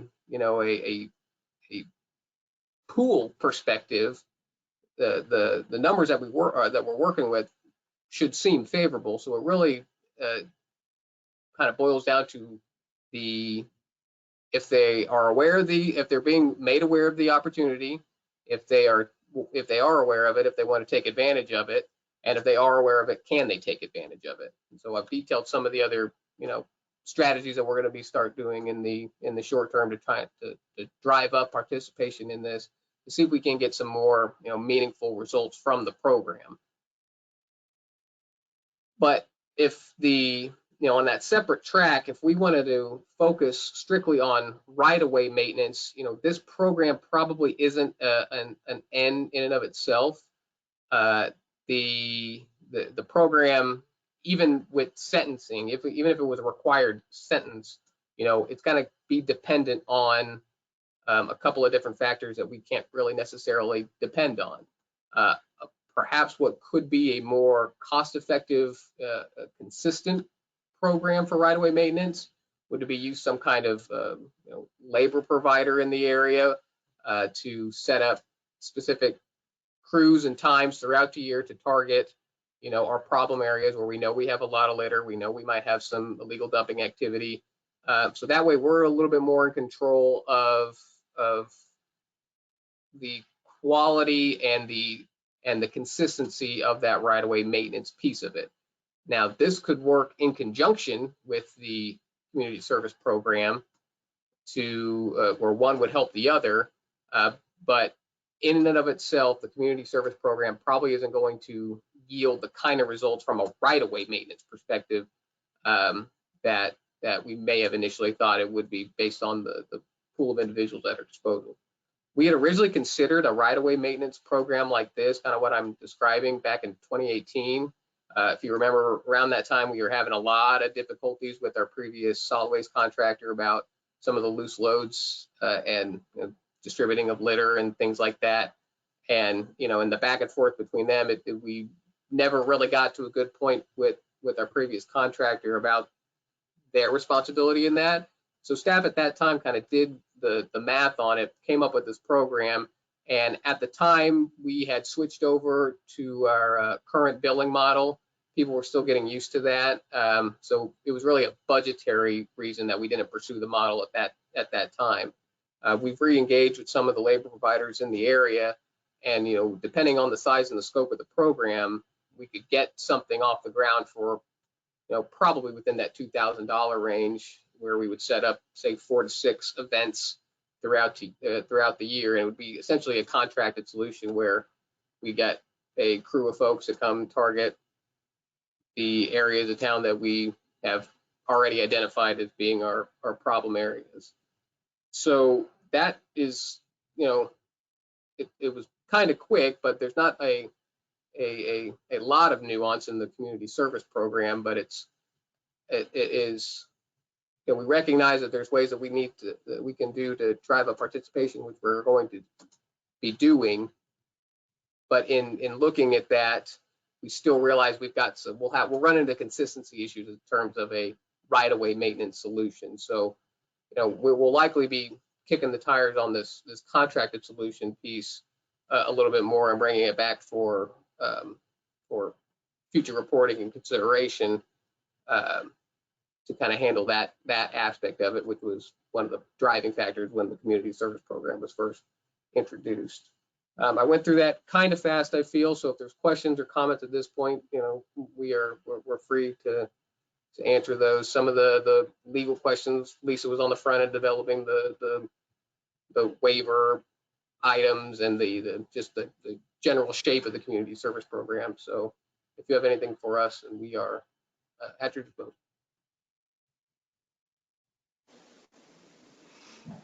I really like the idea of having the flyer available and the online box that they can check to let them know that the community service options available. So that way maybe they could ask for it instead of it just being on the judge's shoulders to remember. I think that's a great idea. I am going to say something that probably nobody would want to say, but the folks that are going to be doing the community service likely aren't the best rule followers because they're there because they didn't follow some rule. So I think it might be more effective if the community service officer is there with them the whole time, not just checking in at the beginning and in the end, but maybe even grab some picker-uppers and work alongside with the person. I think we'd get a lot more accomplished and the time would be better used. I don't know if anybody else had thoughts on that, but just my 2 cents on it. So I absolutely agree that it needs to be a supervised event. And another question that I have, I agree, it doesn't need to be just somebody set out on the side of the road and say, hey, pick up trash from here to here, and then we'll talk to you in a couple hours and see what happens. It's our opportunity to work alongside and show that we are out there working with the community also. Are there other cities currently sentencing community service, and particularly within Wyandotte County?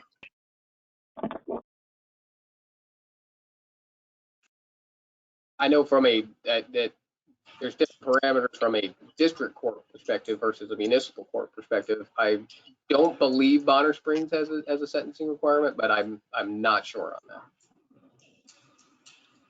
that. What about Kansas City, Kansas?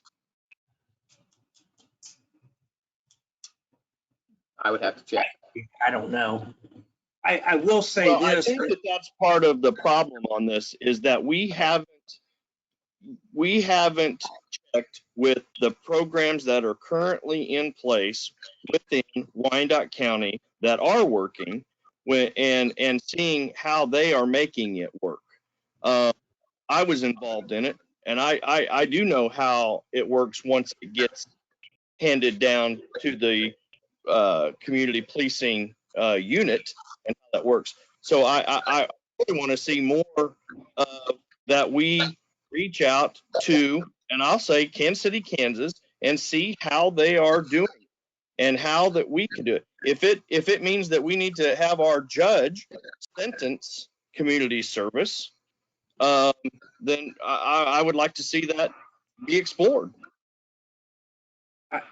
Mr. Stites, I will say we have had discussions and research on the current authority of the judge to sentence community service, and it will take, not that it can't, it will take a amendment to the ordinances, because his authority is set, as a municipality, and misdemeanors, it's set under combination of the state statute and our local code. And we spent time with the LKM legal staff about this question. Does our current ordinance give him the authority to sentence community service? And the answer is today it doesn't. We would have to add that as a, right now they can sentence, $100 or $1,000 or 179 days in jail, or both. And so what we've been doing is we give them the option not, basically they don't have to pay the fine or go to jail, but they then use community service.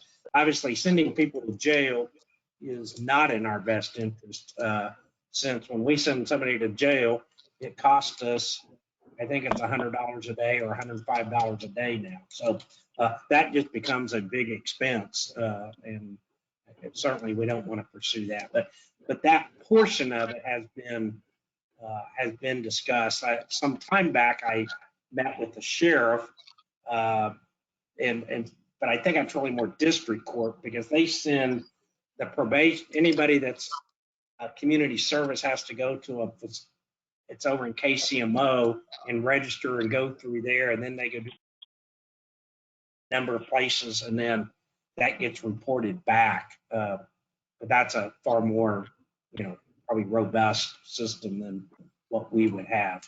The only other thing I'd say is, with that being said, so have we ever seen the folks that go through the district court and are either sentenced or they elect to have community service? Have we ever seen them in Edwardsville picking up trash? I never have. Not that I'm aware of, no, sir. So I think that we have a problem in that system also. I mean, that's the sheriff's department. I mean, that's Wyandotte County, not Kansas City, Kansas sheriff, or Kansas City, Missouri. So I think we need to reach out and figure out how we get some of those hours of service dedicated to Edwardsville. I concur, yes, sir. Yeah, the only other thing I've heard from the judge is, and I mean, one of the challenges is, you know, how much, I don't want to say pay because they're not being paid, but you know, what's the, you know, what's the pay to the fine amount, right? So if we pay them $10 an hour, they got to work, you know, 15 hours to pay it off. If you charge them, you know, if it's $15, they can get it done in 6 or 8 hours. And so part of his feeling was that the people he's spoken to have, you know, for $10 an hour, it's not worth their time, so to speak. It's easier for them just to pay the fine because they may be working someplace making 12 or 14 bucks an hour. Why would you take off from a $12 to $14 an hour job to come work for 10? And he probably has a fair point there. The other part is, how do we, you know, so when that doesn't come in, there's a revenue impact. I'm not saying that's the end all be all, but as people do community service, we are getting value out of that. But on the other side of the equation, court revenues are adjusted accordingly.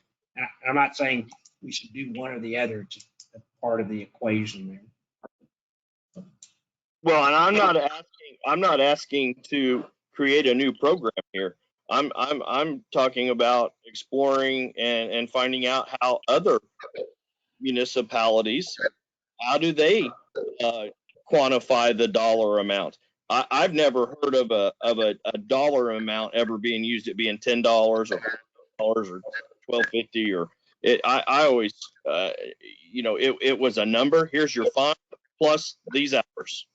It's your fine is $75 with 5 hours of community service. Get it scheduled through the proper folks. That's how I always had heard that it worked.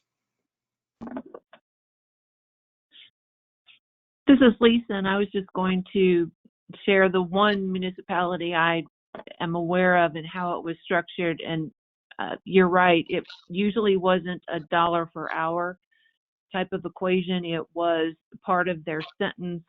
Their fine might be reduced by a certain amount that the judge thought was appropriate, and then give them a certain number of hours of community service that the judge thought was appropriate. And then they would be given a sheet of paper with all of the approved community service supervising activities. They could choose what they wanted to do, and then that provider then certified that they had completed it. And that's as simple as it was. Yeah, thank you for that. Lisa, a question I've always had was if it comes to a sentence, and which is a mandatory sentence, does this present any kind of a liability to the city when you mandatory sentence them, or is it instead of voluntary? Well, it does if you mandatorily sentence them to do a certain community service. Typically, that's not what's done. They're sentenced to mandatory community service, but they choose what they want to do, and it may or may not be in our city. Initially, when we put this program together, it was to have people voluntarily choose to do community service specifically for the right-of-way cleanup of their own accord. You know, we had the pandemic, we had people unemployed, it gave them another option to pay off their fines. That may not be as big of a driving force as we thought it was. But so those are two very different programs, and it's not to say that they can't occur simultaneously, that you can't have a program where people voluntarily choose to pay off part of their fine, one that doesn't require going in front of the judge, whatever it might be, to do community service in the right of way. And then we also offer or allow the judge to have community service as part of a sentence.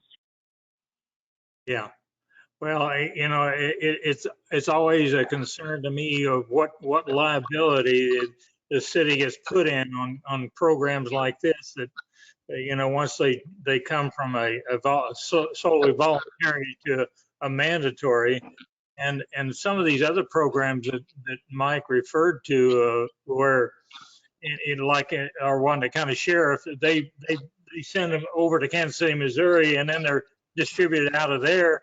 Then I don't know how we can get them to come here to do anything. I think it's No, and there are organizations in the area that do supervise community service that do have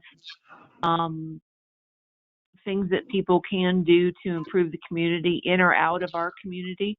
right. That people can do, and it's built for that, to supervise them, to have people doing things, and then we rely on them to tell us that they've completed it. Yeah. Okay. Thank you. Mayor, I would just add, in the discussions I had with LKM Legal, the question about liability was one of those. And there are a certain level of protections for liability of the city in the use of community service, voluntarily or mandated. Now, you still have, you never can waive all liability, but there are some built-in protections for that. But again, part of what Lisa put together in addition is whether they're mandated or not, we would have them at least execute some type of a release form. And if they chose not to do the release form, then they wouldn't be eligible for community service. And if it was a sentence type of deal, then they would be in violation of their sentence, and then they would be subject to go back before the judge. It'd be basically like a failure to appear kind of scenario, or just like if you go to court and you got a traffic fine and you are told, hey, you've got 30 days to pay it, and 30 days later you haven't paid it, well, then you failed to meet the judge's order, and he or she can go through the warrant process to bring you back to court. So just a little addition. See, Mr. And I was just going to say, one of the things, if you don't want to go chasing after people that don't do their community service, what the judge will do is, if you complete this community service, your fine will be reduced by this much. If you don't have certification in by a certain date, then your fine will be the original amount. So we don't go chasing around people who choose not to show up. Yeah. I have a question for Councilman. I think that's a Stites. great suggestion. Go ahead, Chuck. From your experience with the program, what credentials or qualifications does the supervisor have? When I say supervisor, it's not somebody that we use as a supervisor. It's an organization that is built to do community service. And so they're either used by other cities. I'm not sure exactly what their certifications, if any, that they're required to have, other than they're used by other cities and they certify that the work has been done. Are there any programs presently existing within the city of Edwardsville? Not that I'm aware. Okay. Wyandotte County, I'm sure that there are some. I know there are in Johnson County. For Edwardsville? Not to do work in Edwardsville, but that they can do community service for organizations that are in Johnson County, and I assume there are similar organizations in Wyandotte County. I believe Von Trent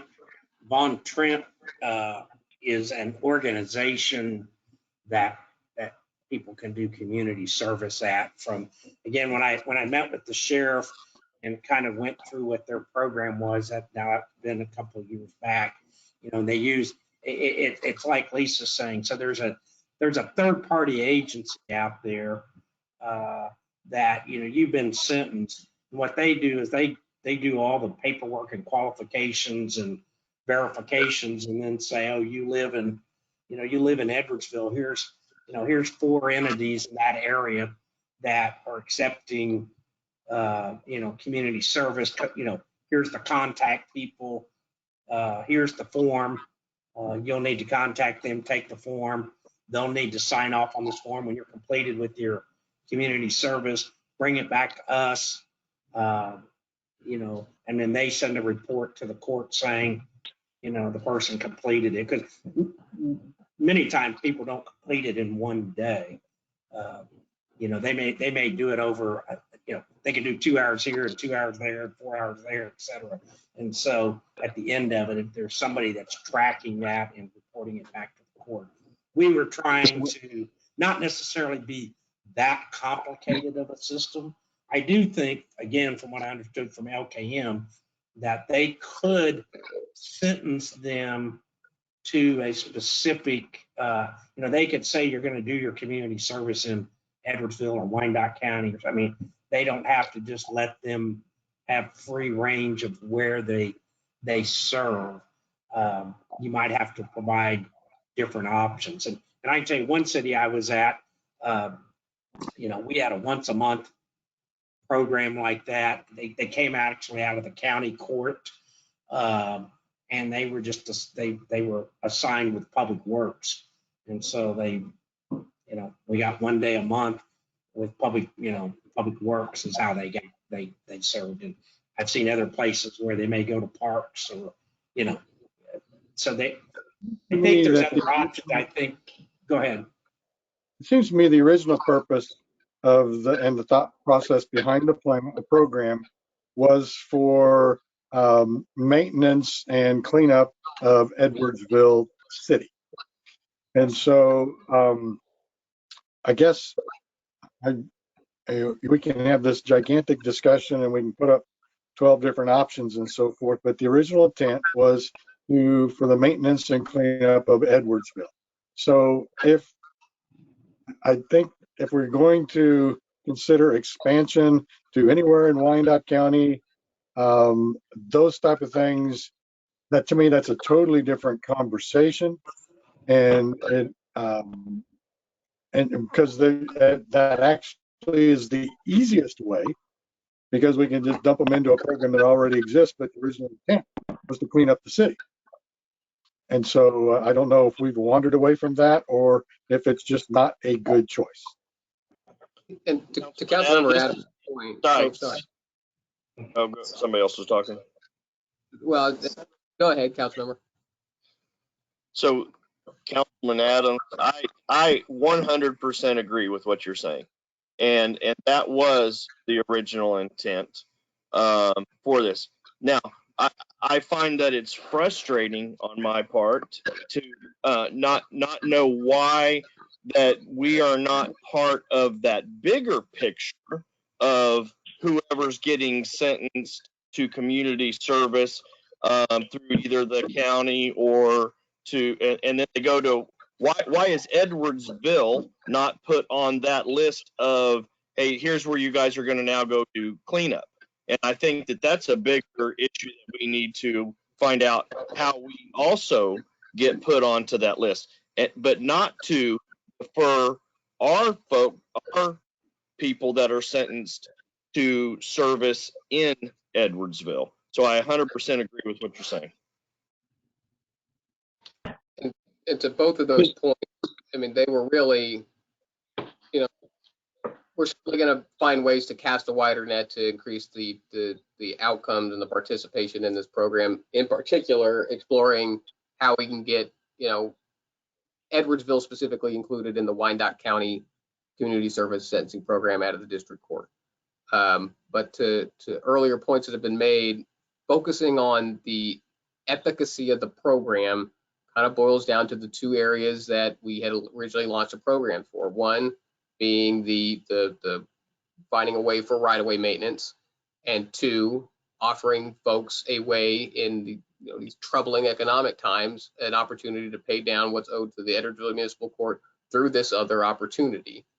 Now we're going to be working to make that opportunity more appealing and front-facing, so people are more aware of it, and it's not so much left at the judges and the prosecutor's discretion to identify those folks, and people are self-identifying as they're a good candidate for this program.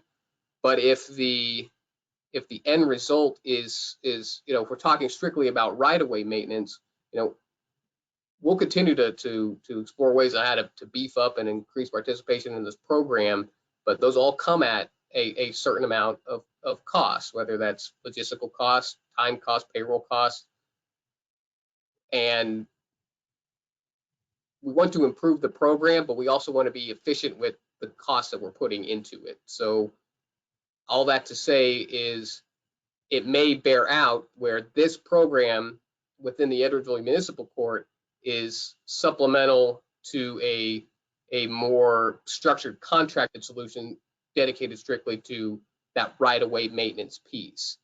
And until we, that wider net and see exactly how those chips fall within, how we get, included in the larger Wyandotte County Public Community Service Program, or if once we, make the opportunity more apparent to folks to take advantage of, we'll be able to see where that kind of lays out. But at this point, how it's set up, it may be where we're, if the end goal is to have, have consistent right-of-way maintenance, then, we're probably going to have at least these two different programs working in tandem, supporting one and the other as the most cost-efficient way and the most consistent way to provide that piece. Would it be possible by either next meeting or the meeting following to have someone from WICO come to our meeting and explain how we can become a part of the broader choices in Wyandotte County, and also making some assumptions? Let's say two people are sentenced to 10 hours apiece per month, what our costs for the year would be to implement the program. This is Chief Mathies. Can I just make a comment real quick that maybe helps get some of this information, and it may answer Councilperson Adams' question. So what happens, and I can't speak specifically for KCK, but I know from experience some time ago, we did have a juvenile, and it's been several years, come do some community service, and they coordinated that through the police department. But the Kansas City Metropolitan Crime Commission runs the program of the community service program. It's called the Metropolitan Community Service Program, and they get referrals from courts within the metropolitan area, and then they assign them to approved work sites. And so I think our key is we may not be on that list of, hey, this might be an option. So I think we should, one of our steps could be, we reach out to that all the information is online if you want to look up yourself. It's called the Kansas City Metropolitan Crime Commission. And on their website, it has some of this information about the worksite information and being a worksite applicant. So that they work with governments and nonprofits and assign these folks who are referred to them out to these work sites. So I think our first step is we may be able to, we're not on there, I can tell you. So we just need to get our name out there in the front of the line, and maybe then we can get some of those folks who actually are from the Edwardsville area who are sentenced even in KCK Municipal Court if they do the referrals, or the district court, and maybe they can come work, kind of right by where they live. Thank you. Zach, oh, can you hear me okay? Yep. I know we've been speaking about the community service issue, and I think it got brought up that it was to deal with COVID, but we've actually been talking about it for a couple of years now, and finally we've gotten it implemented. But one thing that I thought was supposed to supplement that, so we're not relying solely on community service, was that position that we discussed that was to take care of the cemetery and public places. So I'd kind of like to see how that position moves forward before we look at hiring other outside services. But just to summarize, and maybe the other council members can just jump in and let me know if this sounds right. I've just been taking notes. But what we'd really like in recommendations is just to add Edwardsville to the area community service list in WICO in the surrounding areas, just like Chief Mathies had mentioned. That would be awesome. To update our ordinance to allow sentencing to community service by the judge. And then also a couple of us mentioned that we would think it was a lot more effective to have that community service officer working alongside the person performing the community service to make sure that time is used the most efficient way possible. And then other council people, if you can just let me know if there's anything you wanted to add to that, or if there's anything you didn't agree with.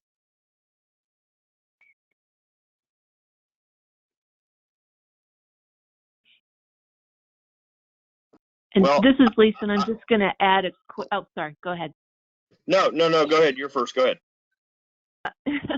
I was just going to say that if we're looking at doing all of those things, but then really trying to improve our system here for the community service, the voluntary program, I would suggest maybe thinking about making it as user-friendly as possible. And frankly, I don't see why the prosecutor or judge would be involved in it. You can say that it's just for, start out, say it's just for traffic infractions. You can opt into it. If you choose to opt into it, you just get the information from the court clerk and you're on the list. And if you show up, you were a good candidate. And if you don't show up, you weren't. And then you're back in the system.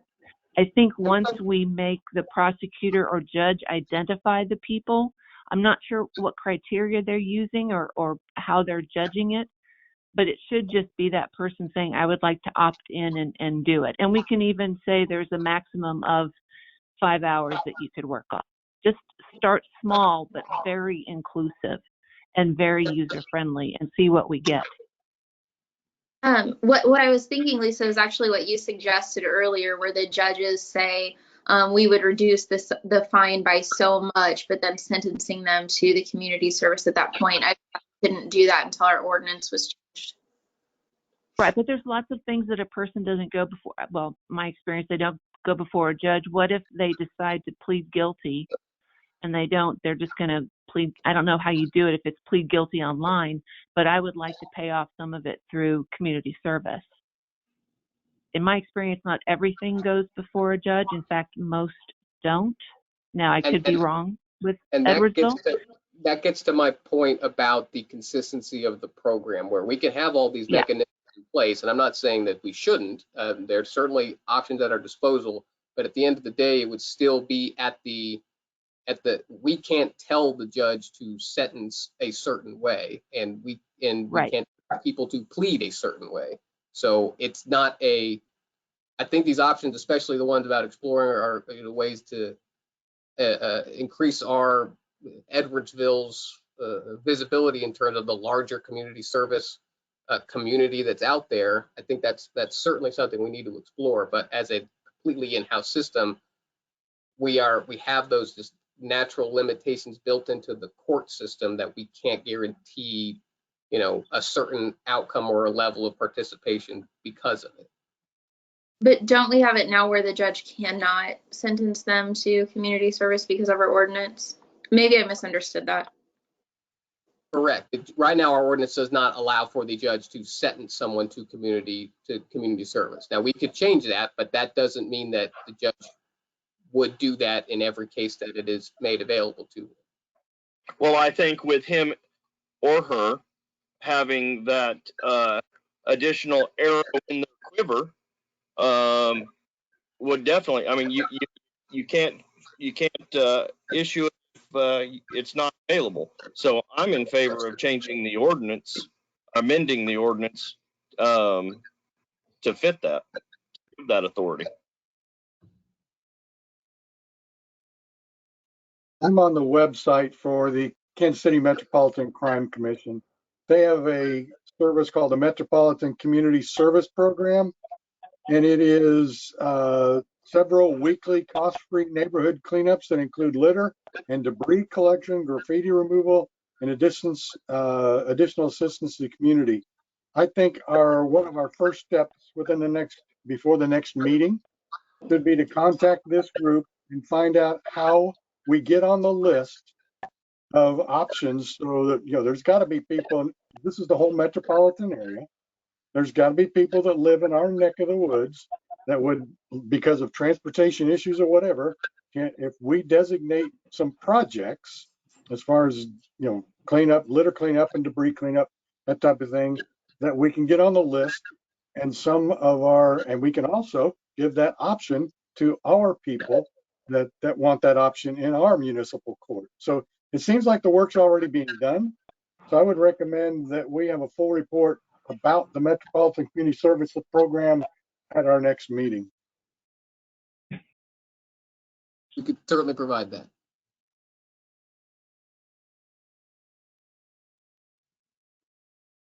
Mike, I will then, from my position, I will tell you to go ahead and have that done, and so we can. I think it sounds like a much better option than some of these others. I'm quite hesitant to changing ordinances to put more burden on our court people to come up with solutions that we want done. I don't agree with that part of it. So anyway, but this sounds like a better option to go. Well, Mayor, I think we've gotten a great deal of information tonight. I think I think there's several options here. I say options. I mean, I think there's more than one path that may be used, whether it's using something like the and I couldn't remember the name, and I appreciate Chief Mathies reminding me. That's the one I did talk to after I spoke to the sheriff. You know, how do we get on their radar? You know, how do we implement maybe other types of community service programs, what the work is. You know, and I think we still want to provide an opportunity, and I know the judge feels strongly about this. You know, we do have people that come into our court, probably more than we care, that they don't have the financial abilities to pay the fines, but yet they still want to find a solution, you know, to take care of their fines, right? And so they need, I'm going to say they need a step up. And I think we still want to promote that piece of it as well. And you know, so it's not necessarily an absolute sentence, but maybe it's a combination. But to give people that, you know, whatever's happened and they need to get it taken care of, and community service is an option for them. Because what we don't want is that they can't pay their fine, and then they, you know, they don't pay it, and then they get a warrant, and then the police have to go out and stop them, and then they've got a warrant. You know, you kind of get in the system. I think we're all aware of how it can work. So I think we have kind of two paths there. The one is that sentencing path, you know, you're going to do this, but also that, I'll call it the care path. How do we also provide that as an opportunity for those, you know, that want to take care of their business. They you know, and they need a hand up. And so I think we have plenty of information. I appreciate the information again about the Metropolitan and how we can get on their list, and how we can work people in with our crews as well. I mean, again, you know, other places I've been at, I mean, you may have 2 or 3 people in the summertime and you can put them with, you know, a parks person. I mean, these people tend to be, I mean, they're traffic infractions, nonviolent. They're not sentenced to jails or prisons, you know, but they can come out and work with us and you know, maybe painting stuff at the park, or helping clear right-of-ways, or park, you know, the trail. Or there's plenty of things where we need a couple extra hands to be valuable. So we'll come back at the next meeting with that information that was requested, and look at other alternatives and give a report. And I want to thank Zach for kind of digging into this one. Court is part of his day-to-day responsibilities. So I've let him kind of take the lead, and now he's going to tell us all the good news from the budget. So Go for it, Zach. All right, give me 1 second. Pull up the. So this will be our fourth quarter review. This will kind of end up, you know, structurally being an unaudited 2020 annual review. Structured the same way we've done all the other quarterly reviews since we started doing this. So we'll go over the major revenue line items, those being over $100,000 a year. In 2020, our property taxes budget was about 2.432 million, and actual came in a little bit higher than that, about 1% higher than that, which was encouraging. There was some concern at the beginning of the summer that there would be some statutory changes at the state level that might affect property tax revenue that ended up not bearing out. The last couple of years, we've been collecting closer to that 98% in property taxes. We usually budget at 97%. We'll probably continue to budget at 97%, but at least the last 2 years, we've been netting a little bit closer to 98%. And this includes both standard property taxes and then delinquent property taxes as well. And if at any point in this you have questions, just chime in and tell me to stop or slow down. The sales taxes, obviously this was something that we were going to be monitoring throughout, all of 2020, especially after that first quarter when things started to get weird from a public health perspective and businesses shutting down and stay-at-home orders and things like that. Luckily, as it turns out, once we kind of break down that total, we're only about 1% down from our original budget. That really boils down to when we had adopted the 2020 budget in August of 2019, we were kind of at the tail end of a lot of the state having this kind of unexpected slump in sales taxes, and we were kind of anticipating that that would continue a little bit more. It rebounded in that last quarter of 2019 and set us up for a strong beginning of 2020, where at least initially it appeared that we were going to kind of blow past our estimates. But because we were kind of took that conservative approach based on some of the tea leaves we were reading at the end of summer 2019, we had kind of conservative estimates around our sales taxes, which really helped us from a budgetary perspective as it relates to some of the economic impacts of COVID. Now, that said, our economy specifically is not as volatile or vulnerable, I should say, to some of the other machinations around some of the other communities who are a little bit more reliant on traditional cash registers. So that also helped us. So all that said, we were from August 2019 adopted 2020 budget or unaudited figure now, having only 1% below where we had originally budgeted after 2020 is a pretty enviable position to be in for a lot of communities. Franchise revenue, this one did take a big hit. Now, this again kind of ties into the circumstances that we were in when we had adopted the 2020 budget at the end of 2019. That was around the time that the Westar KCP&L consolidation, we weren't really aware of it at that point at the time of final budget adoption. So we had budgeted kind of for 2020 for revenues related to franchise fees. We had budgeted kind of the standard, the level of increases that we had become, what the trend lines indicated would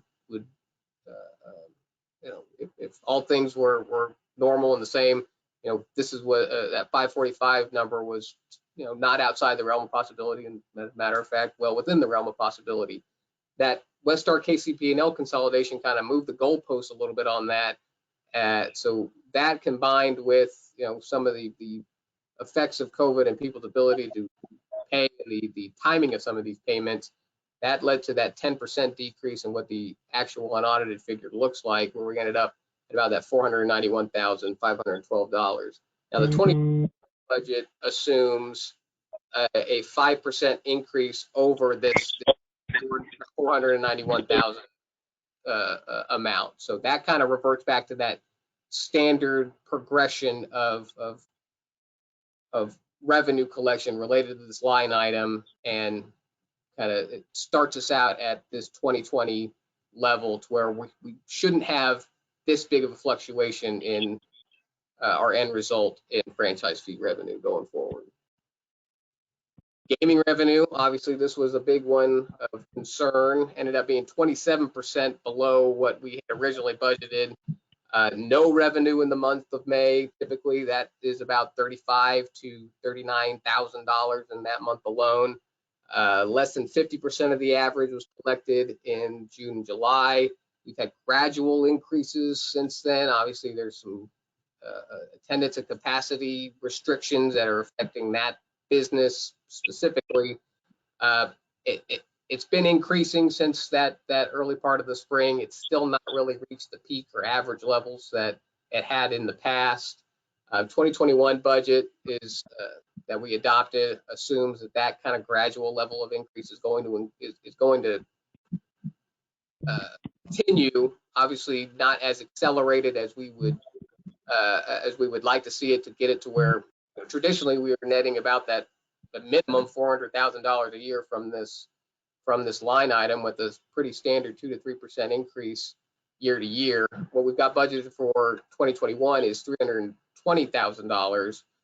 So we're kind of anticipating, hopefully we'll be pleasantly surprised and things open up quicker, but we're anticipating kind of a slower go at recovery of gaming revenue. Municipal court fines, pretty much right on budget.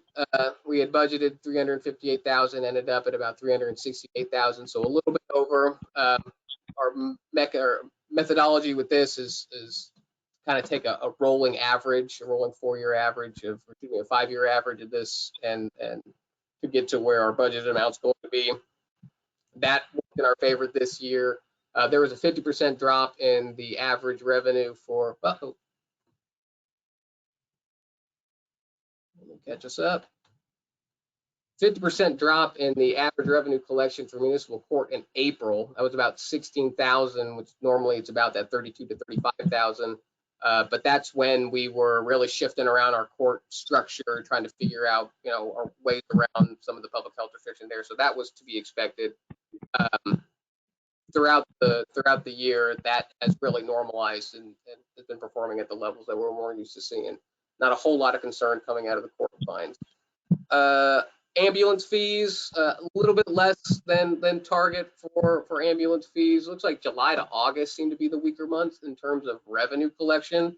I don't really have a solid explanation to that, outside of, you know, that may be around the time where people were feeling the pinch on their wallets, and some of the other areas, maybe that ambulance bill that they got kind of got moved further down the stack. But all that said, a 4% decrease in our budgeted estimate for ambulance revenues isn't as troubling a stat as say our gaming revenues. This is, you know, within that realm of things that we could anticipate, especially coming out of 2020. Motor vehicle taxes, I mean, this is largely dictated by things, you know, not really related to operation of the city. That performed pretty much right on track with our original estimate, so not a lot to report there. From a total revenue outlook, so what the green line indicates is the 2020 adopted revenue that we presented to the council, and the council adopted in August of 2019. The yellow line in the middle is our 2020 estimated.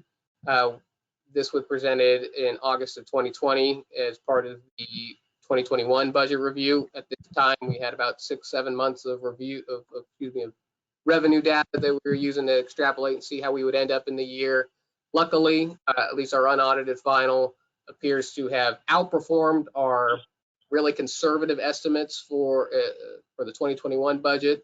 Still not at the level where we had originally budgeted, but still a $30,000 swing from where we thought we would be in August of 2019, where we appear to ended up in February of 2021. Considering the kind of volatile year we've had, it's encouraging. I mean, it's not, I'm not going to, you know, say it's great or we're super thrilled about it, but considering the uncertainty, you know, $30,000 swing is not as troubling as it certainly could be. Moving on to the general fund expenses, which we'll kind of present as a bulk, which we've done in the past. So if you look at the table, it collects fiscal year 2016 through 2019 and get your average right here, as well as its average performance in relation to what was actually budgeted. So typically we're at 101%. In fiscal year 2020, we're ending up at about that 101%. Now, some of that, and we're looking at this as we prep for the audit, there's a payroll clearing fund that was part of that transfer at the end of the year, which is about a $50,000 transfer related to payroll expenses. I'm not exactly sure if that needs to be reflected from a budgetary standpoint versus a cash standpoint. And that's something that we're going to be asking our auditors about.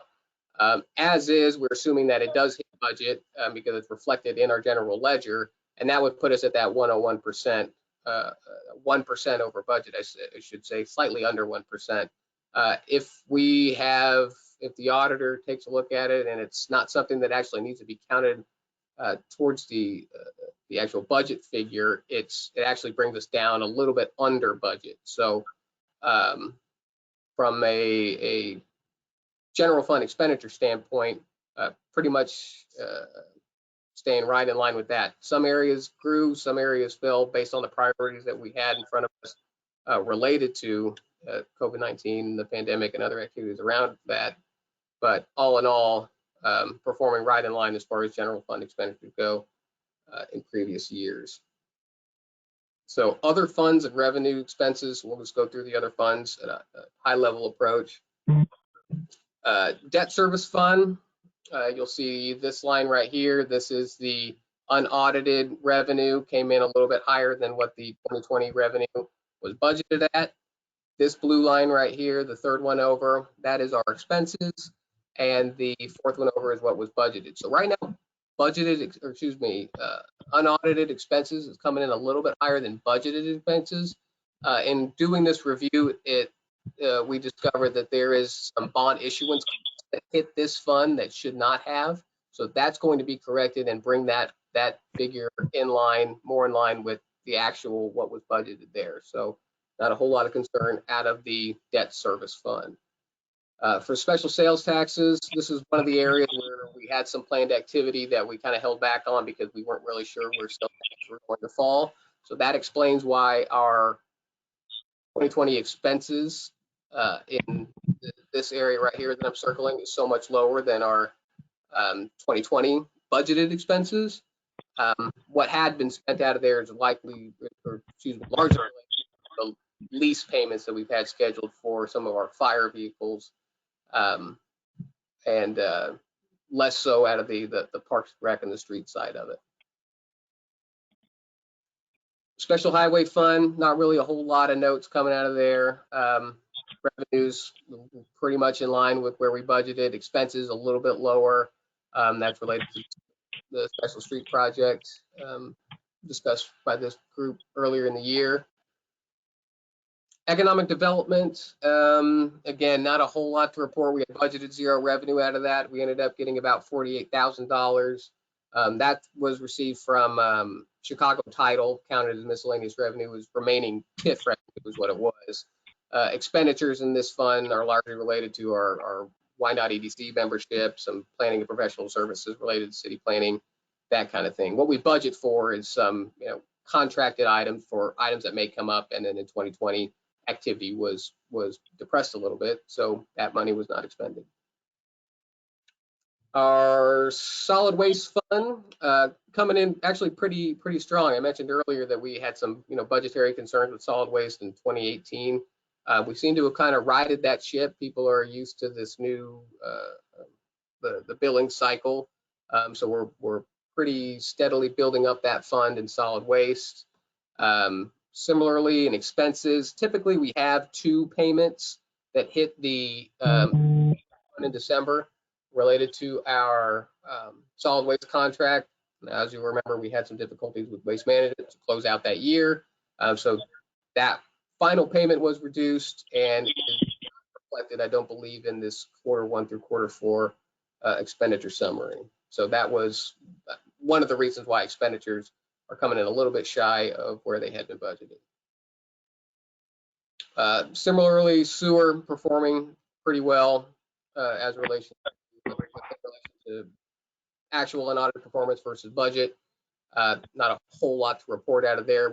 As we progress throughout the year, and this applies to the special tax as well, we'll have some vehicle purchases that we're going to be considering, possibly considering buying outright versus lease payment because they're not affecting the general fund. We'll get into that in future city council meetings and agenda items. But short story for sewer is that it's performing well, and we've really been on point as far as our calculations go for the treatment contract with the county, which is really the largest regular expense out of that fund. And because we've been through our sewer superintendent and public works director and the city manager really got a tight leash on how we can anticipate that expenditure shaking out. We're able to really map out a large portion of our expenditures and keep a good handle on that. Now again, I feel like I went through that a little bit fast, but pretty broad level overview. We'll get into more of this once we get the final audited figures. This kind of serves as an unaudited review of 2020. Really the story being, if we were to put a narrative to it, is that through this volatility, we were able to budget conservatively enough at the end of 2019 that kind of was able to be a buoy as we negotiated through some of the uncertainty of 2020 and ended up in our general fund specifically in a pretty strong position. If you have any questions at this point, I am free to answer those.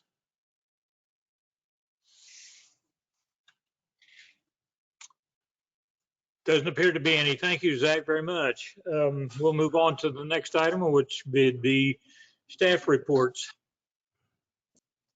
Just really briefly tonight. So one of the changes we're making to try to keep our meetings, business meeting, keep it in the time frame, is provide a written staff report to you, and then just highlight on a couple of items if need be, and if something's come up between the time we issued the agenda out and the meeting, we can touch on those. So I'm just going to hit two quick items for you.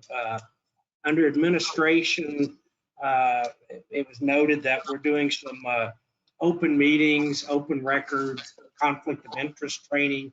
So I've already done that with the Planning Commission. We'll be doing that with the CPPS board, and then we will set up one actually for the council as well.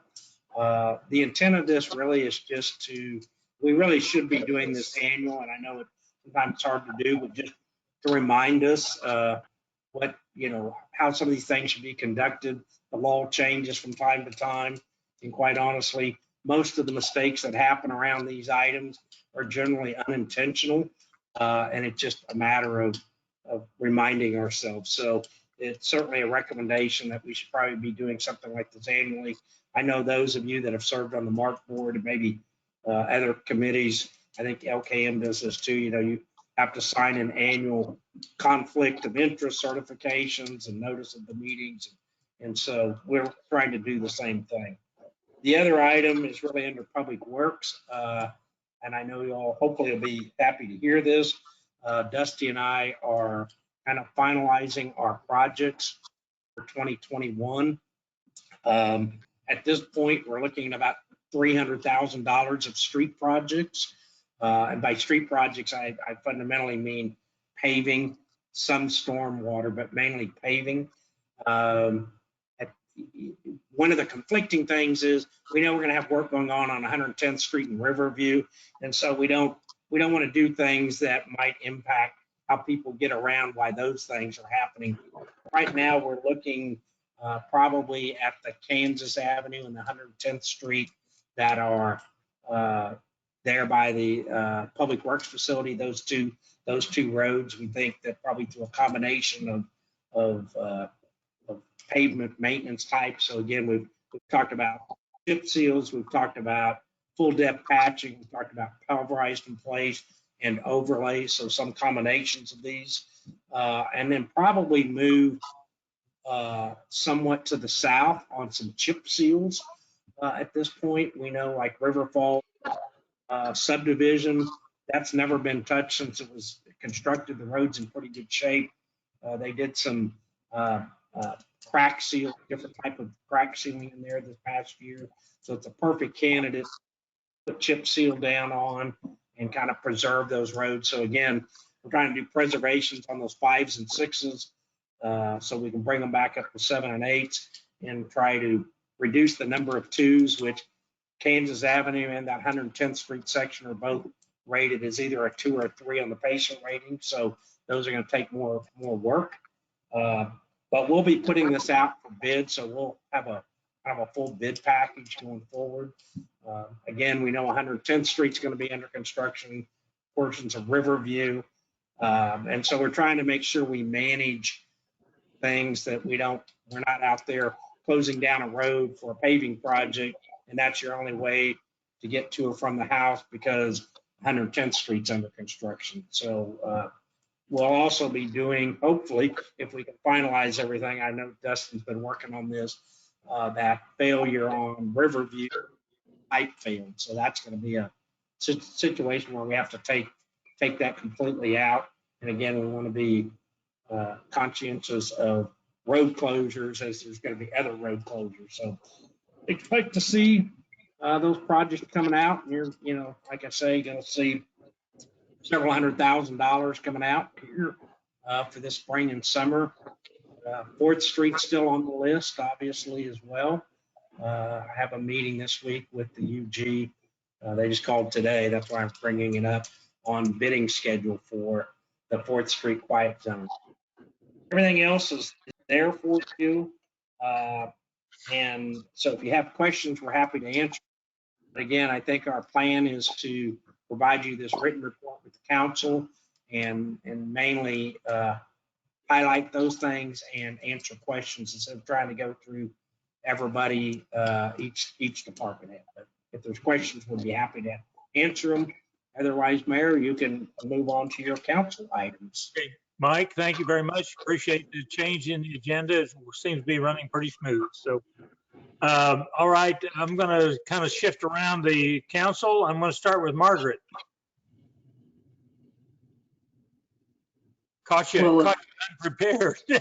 You did. I'm scrolling through some paperwork here.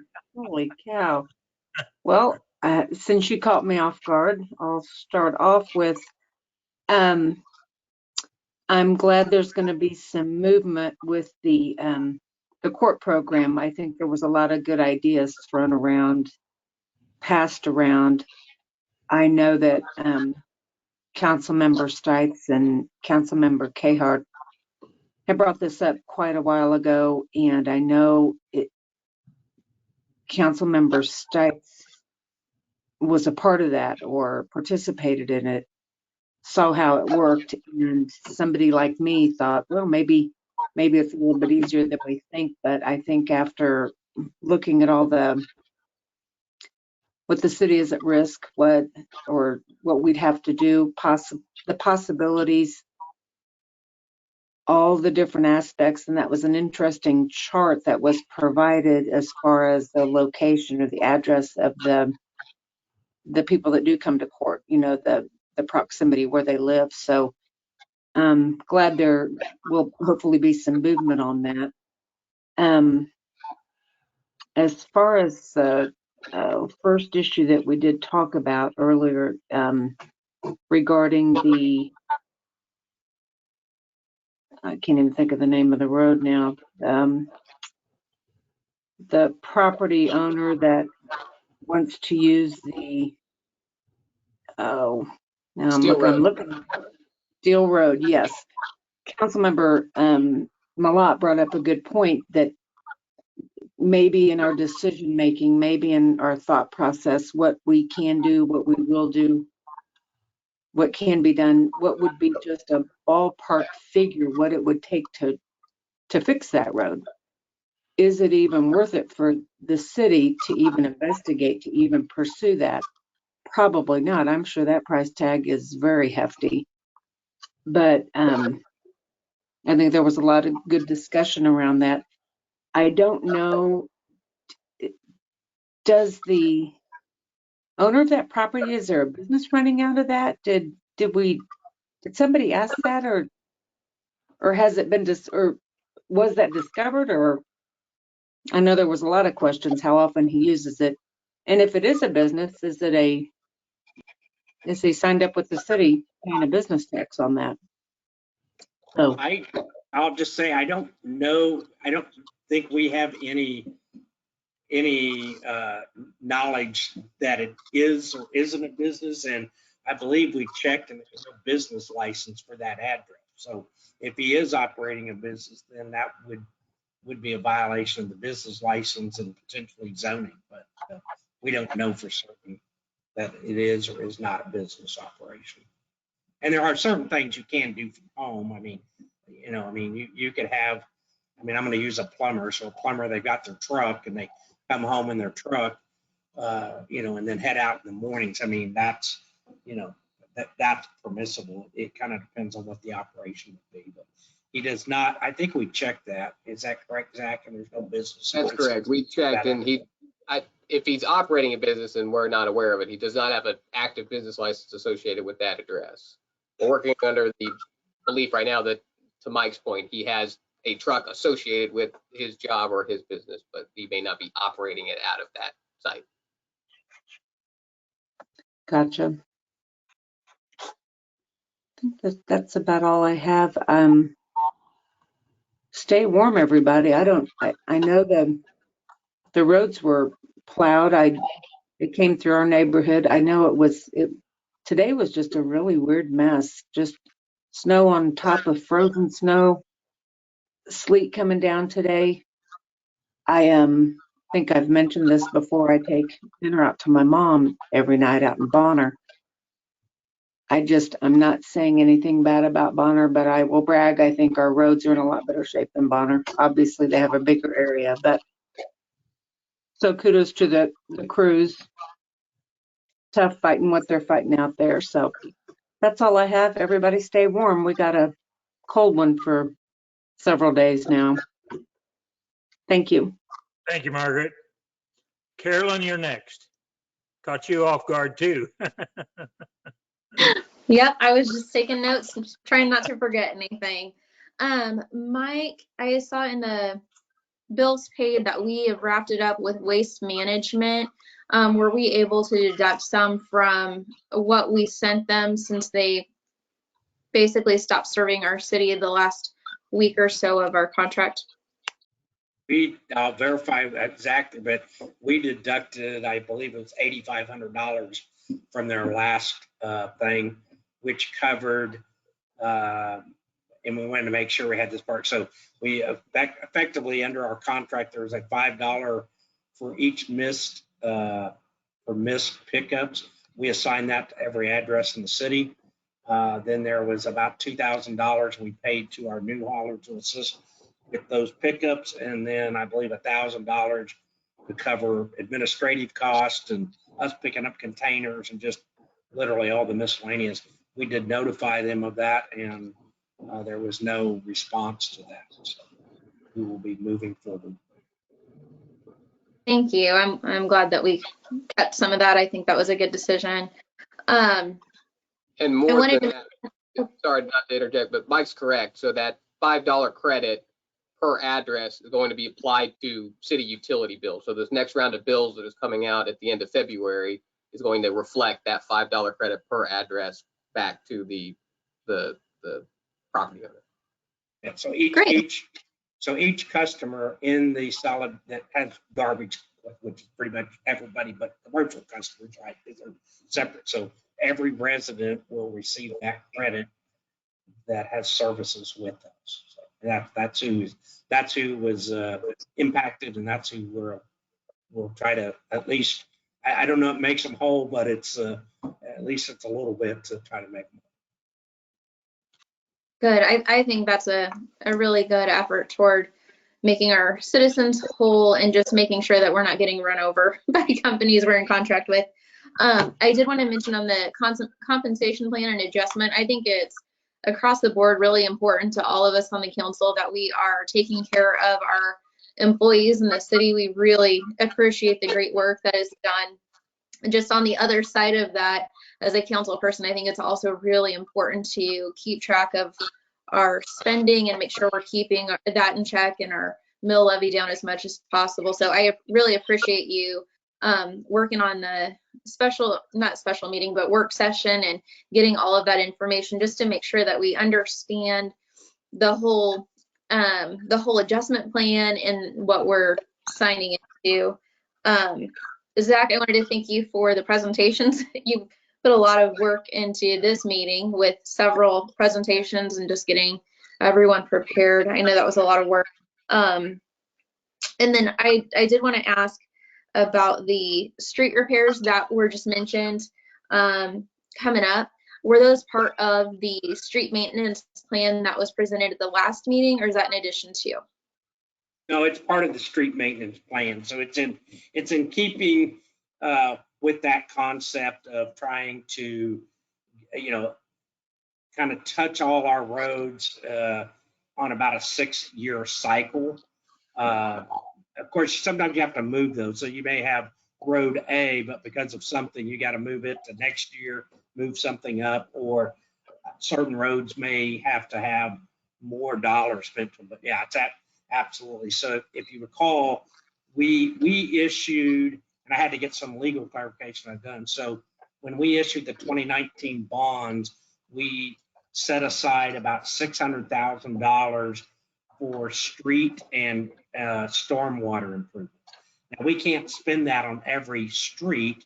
So in the documents we adopted, it named what streets. So for example, we could do Kansas Avenue within the city limits. We can do 110th Street within the city limits. So we can do 98th Streets or others. So the bond funds have to be allocated to those streets that are in that document. We then are going over to the special street fund, and as kind of noted earlier, because just 2020 the way it was, we didn't spend, we typically put about $50,000 in the special street fund each year right now for street maintenance. And so we're basically doubling that up, and that gets us to the $300,000. And we may also tap into the sales tax. But what we're trying to do is at least over the next 3 years, spend down those bond funds. So 200, 200, 200. Obviously, that means we have to make some decisions over the next couple of years. How do we replace those bond funds? Do we issue additional debt, or, do we move the, right now we're paying for debt out of the special street fund and instead pay for that through, property tax and take those dollars there. So, but it gives us a model that over the next 3 years, we can implement that general street plan and get, upgrade those that need to be upgraded, that we can start chip sealing, crack sealing. And as Dustin said, the best way to fix potholes is not to have them to begin with, but the best way not to have them to begin with is a good street maintenance program. So I think the plan he's put in place is going to work well for us to kind of get on top of it. Again, we touched our residential streets. It's not as we've not spent any money. We've got the big projects. We went and said, hey, we're going to go touch our curb and gutter streets, our residential street. We hit most of those. I think where we kind of got out of step of going, okay, let's go to the next phase and the next phase. And we kind of had that gap there. It happened, but I think this gets us back in line where we need to get. So I wanted to make sure. I know people are, sometimes they see our meetings, sometimes they don't, and just wanted y'all to know and the public to know is, we're going to be doing some pretty significant amount of work over the next 3 years, but to get this started. Hey, if prices come in as good as they came in on 110th Street, we might be able to do more. And sometimes everything's kind of unit price. So, we'll set up a primary set of roads, and then, hey, if there's additional funds, we'll go to the next road or the next one down our list. So that's the plan. Thanks, Mike. I love to see any street maintenance coming up, and so I was really excited to see that and just have a plan in place so that we can communicate to our citizens that we have a plan, we're working on it, everything takes money, and so obviously those are important decisions to make, and we can't do it all at once, but starting to knock that off the list I think's great to see. So thank you for doing that and getting the ball rolling. That is all I have for tonight. Thank you. Thank you, Carolyn. All right, Garrett, you're next. I was on one of the addendums on the new agenda packet, which is kind of cool. I got to get used to it. It says something about the fire department going to be on a Hallmark channel. Mike, you got anything for that? I don't know, is Chief on? He may be better at. Whittam he's not on, but his name is up.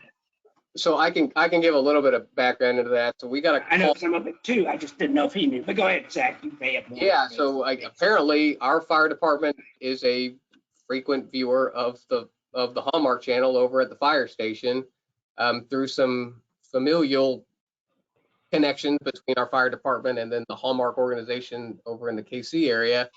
That was put together, and I'm not sure if it's aired or not, but I think they were actually out last week filming just around the fire station, and the guys watching the Hallmark channel, and it's just kind of a human interest piece about our fire station and how they enjoy the Hallmark channel. So once I have a video of that, you can be rest assured that that is going to be all over our online outlets. So we will keep you updated. Mike, you got other updates? No, it's kind of I mean, one, it's a great way for Hallmark to show off the hard work of the men and women of our fire department and what they do and how they live and that.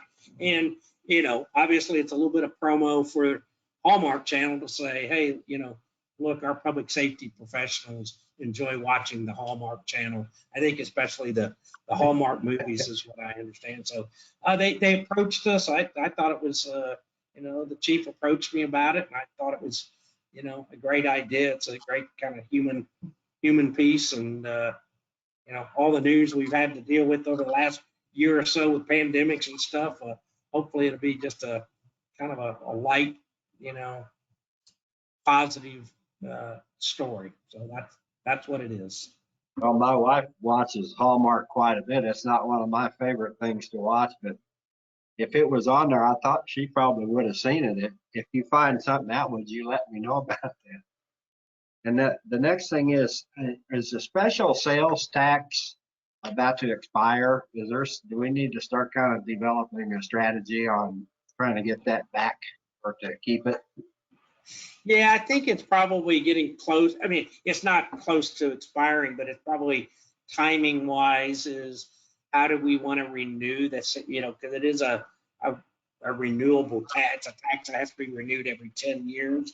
Do we continue with the mix the way it is, or, I think we have plenty of examples of how valuable it has been to our community, in replacing aged equipment in the fire department, especially. We spent it on roads.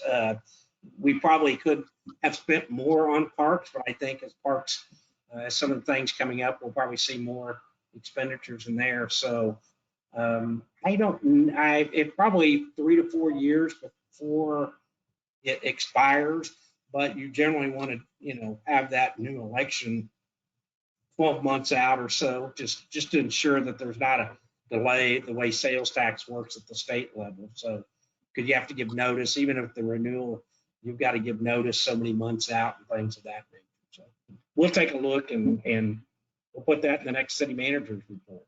I didn't want us to forget about that, because that would be a surprise if we let that go without some effort to renew it. And also, you probably don't, you're tired of hearing this. How about our sign project where you were going to put a plywood sign up and get some reactions? Did the snow take that away, or? Well, just a few things, but I have a call into Chris at Young Signs, and we just haven't connected this week, but we should be connected by midweek, I hope. Okay, I appreciate all the effort that all of you guys at City Hall do for us, Zach, especially, Proctor and these, or whatever, you taking care of these meetings and everything, because I know that's a heck of a thing to do. It doesn't go unnoticed. So that's all I have tonight. Thank you, Garrett. Chuck Adams, you're next. I have nothing additional, Mayor. Okay, thank you, Chuck. Chuck Stice, you're next. Nothing. Okay, and I really don't have anything further to add, so I'm going to declare this meeting over. Good night and thank you all.